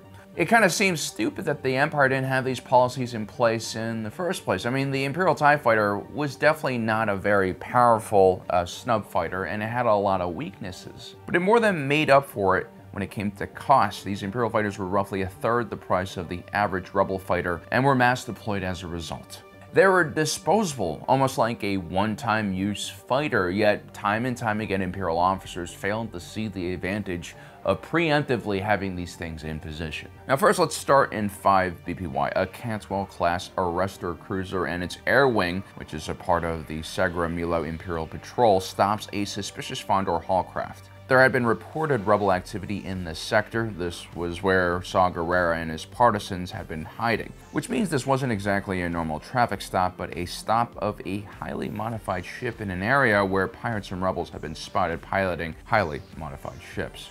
Now, Luthen Rael is pretty prepared for this situation. After all, he's spent, the last 10, 20 years living in darkness, planning for moments exactly like this, and so he begins to prepare countermeasures and his escape. This is Segra Milo, Imperial Patrol. Please identify yourself, Hallcraft. I need an active transponder ID. Preference Alderaan. Working. Sorry, can you repeat back, please? When the Cantwell's tractor beams are engaged, Luthen Rael immediately begins firing one of his thrusters. He blames it on engine overheating and continues to stall for more time. What is clear is he's not shutting down the systems on his ship, which is what the Empire requires of him. A capable Imperial officer would have realized, given the circumstances, that something might be off here. A prudent officer would have deployed the air wing on board the ship as a precautionary measure.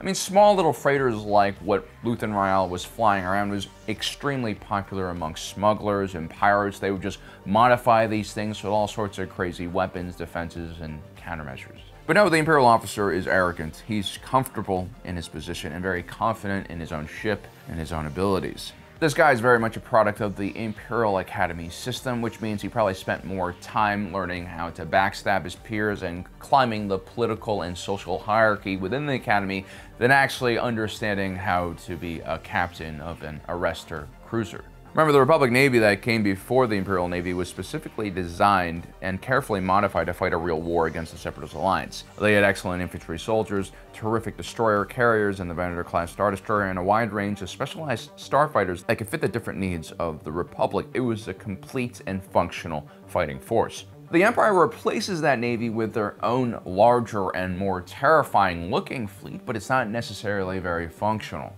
And by 5 BBY, it's still completely untested, and we begin to realize by the earlier years of the Galactic Civil War that the Empire's Navy and Army is just not properly built for the enemies it would need to face. This is why projects like the TIE Defender and other emergency programs were created to combat this growing insurgency that was springing up everywhere in the galaxy. And so this Imperial commander we're seeing here is just basically a glorified mall cop who's used to running around finding people and oppressing people and making their lives difficult. The Galactic Civil War has yet to begun in earnest, and the Galactic Empire has very few hardened and combat-tested officers. And so Milquetoast over here is about to get dunked on by a hardened revolutionary, Luthen Rael, who has spent millions of credits updating his ship for exactly this moment. And what's really crazy is that when Luthen Rael fires up his thrusters and tries to escape, essentially, the officer still doesn't react by scrambling the fighters.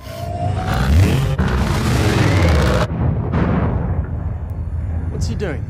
Tractor force up 5. Does he think he can get away? Prison 5. Some pirate Hallcraft. Where does he think he's gonna go? Final warning, Hallcraft. Power down immediately or risk full consequences. The arrogance and naivete of such men, he actually gives Luthen Rael a final warning as he's trying to escape. This man, his bridge crew, are so arrogant that they're just in shock that someone would try to escape, and so instead of doing something, they just stand there with their mouths open. And by the time he does something, the Fondor has broken free of the tractor beam and is mobile, and he's able to easily destroy the Cantwell's air wing.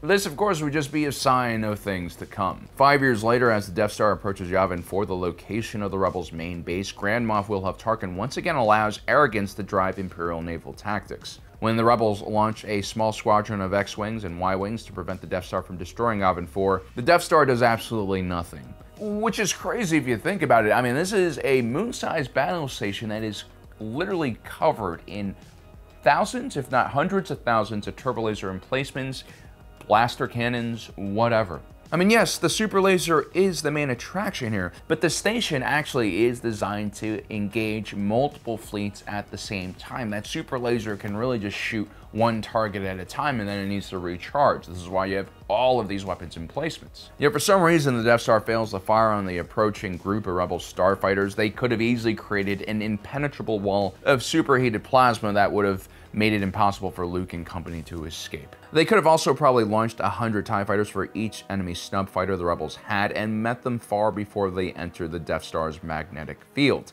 Remember, these TIE fighters are supposed to be interceptors, aka they intercept enemy forces before they reach their carrier ship. Instead, Tarkin does absolutely nothing. He just rides off the Rebel Starfighter squadron as not a threat, and he's focused on one thing, and that's getting the Death Star in range and on target. But they're so small, they're evading our turbo lasers. We'll have to destroy them ship to ship, get the crews to their fighters. Unfortunately, Darth Vader's actions were carried out way too late, and the Death Star would be destroyed by the rebellion. I mean, Wilhelm Tarkin was even warned about the station's main weakness, and he does absolutely nothing. We've analyzed their attack, sir, and there is a danger. Should I have your ship standing by? Evacuate? In our moment of triumph? I think you overestimate their chances. The fact that the Death Star was just floating around in the first place without being screened by wings of TIE fighters is just confusing to me. This is a major military installation, one of the most expensive in galactic history, and you have all of your defenses tucked inside of hangars all across the station. Which brings me to my next point. This isn't simple arrogance at an individual officer's level, it's arrogance at the naval doctrine and policy level. Having fighters deployed in patrols around your larger capital ships is standard operating procedure when in combat zones. The fact that it's not a standard procedure for the Imperial Navy either means that the Empire was trying to, save money by, limiting the flight time for all of these TIE fighters, or they were just highly incompetent. If the Empire had deployed fighters during the Cantwell incident, Luthen Rael would have been captured, and the early rebellion would have been severely hurt. This perhaps would have delayed the Galactic Civil War by a few months, if not years. It's even possible that Luthen Rael was key to everything, and the rebellion would never be kicked off without him. If the Death Star had layered defenses of picket ships and fighter patrols, it would have been extremely hard to destroy. Luke Skywalker, along with the entire Rebel High Command, would have lost the engagement. And Mon Mothma had actually been evacuated before the Death Star approached the system, and she was planning on surrendering directly to Emperor Palpatine to avoid any further bloodshed. That is, if the Death Star had actually won that engagement. If only these Imperial leaders had deployed their TIE fighters. And this is not a lesson that the Empire would pass on to its successor, the First Order. The First Order was made up of the most hardcore Imperials who would escape to the unknown regions shortly after the Battle of Jakku. Years later, a giant First Order fleet under the command of General Armitage Hux would attempt to stop the Resistance from evacuating the planet Dakar, but is distracted for some reason by Commander Poe Dameron, who's flown a single X-Wing out to meet the First Order fleet as if this were some type of medieval battle and he was some kind of knight riding a horse up to parley with the enemy. Poe Dameron proceeds to troll Hux for a bit, and then uses the opportunity to get as close to the Manticore IV class siege dreadnought as possible, and proceeds to destroy every weapons emplacement on the ship, paving the way for Resistance bombers to destroy it. That puny ship is too small and to too close range. We need to scramble out fighters. 5 bloody minutes ago. He'll never penetrate our armor. He's not trying to penetrate our armor. He's clearing out our surface cannons. You notice the same trend here. An arrogant commanding officer who's too stupid to deploy the fighters before the battle starts, and some more arrogant junior officers who believe that the ship you're on is too large to be destroyed. The only person with half a brain here is Captain Moden Kennedy, who actually served as a Star Destroyer commander in the Imperial fleet during the Galactic Civil War, and had a bit more respect for small snub fighters, I guess. The problem is, competent officers like Kennedy usually don't have time for all of the politicking necessary to ascend to higher commanding positions. And so these individuals have to suffer beneath the command of fools. So there you have it, guys. That's one simple tactic that would have saved the Galactic Empire. Just deploy those TIE fighters on regular patrols, and you'll be able to catch the rebellion with their pants down. Well, guys, I hope you enjoyed today's video. Don't forget to subscribe and hit that notification button down below so you don't miss out on the rest of our awesome content. As usual, my name is Alan, reminding you that my allegiance is to the Republic, to democracy.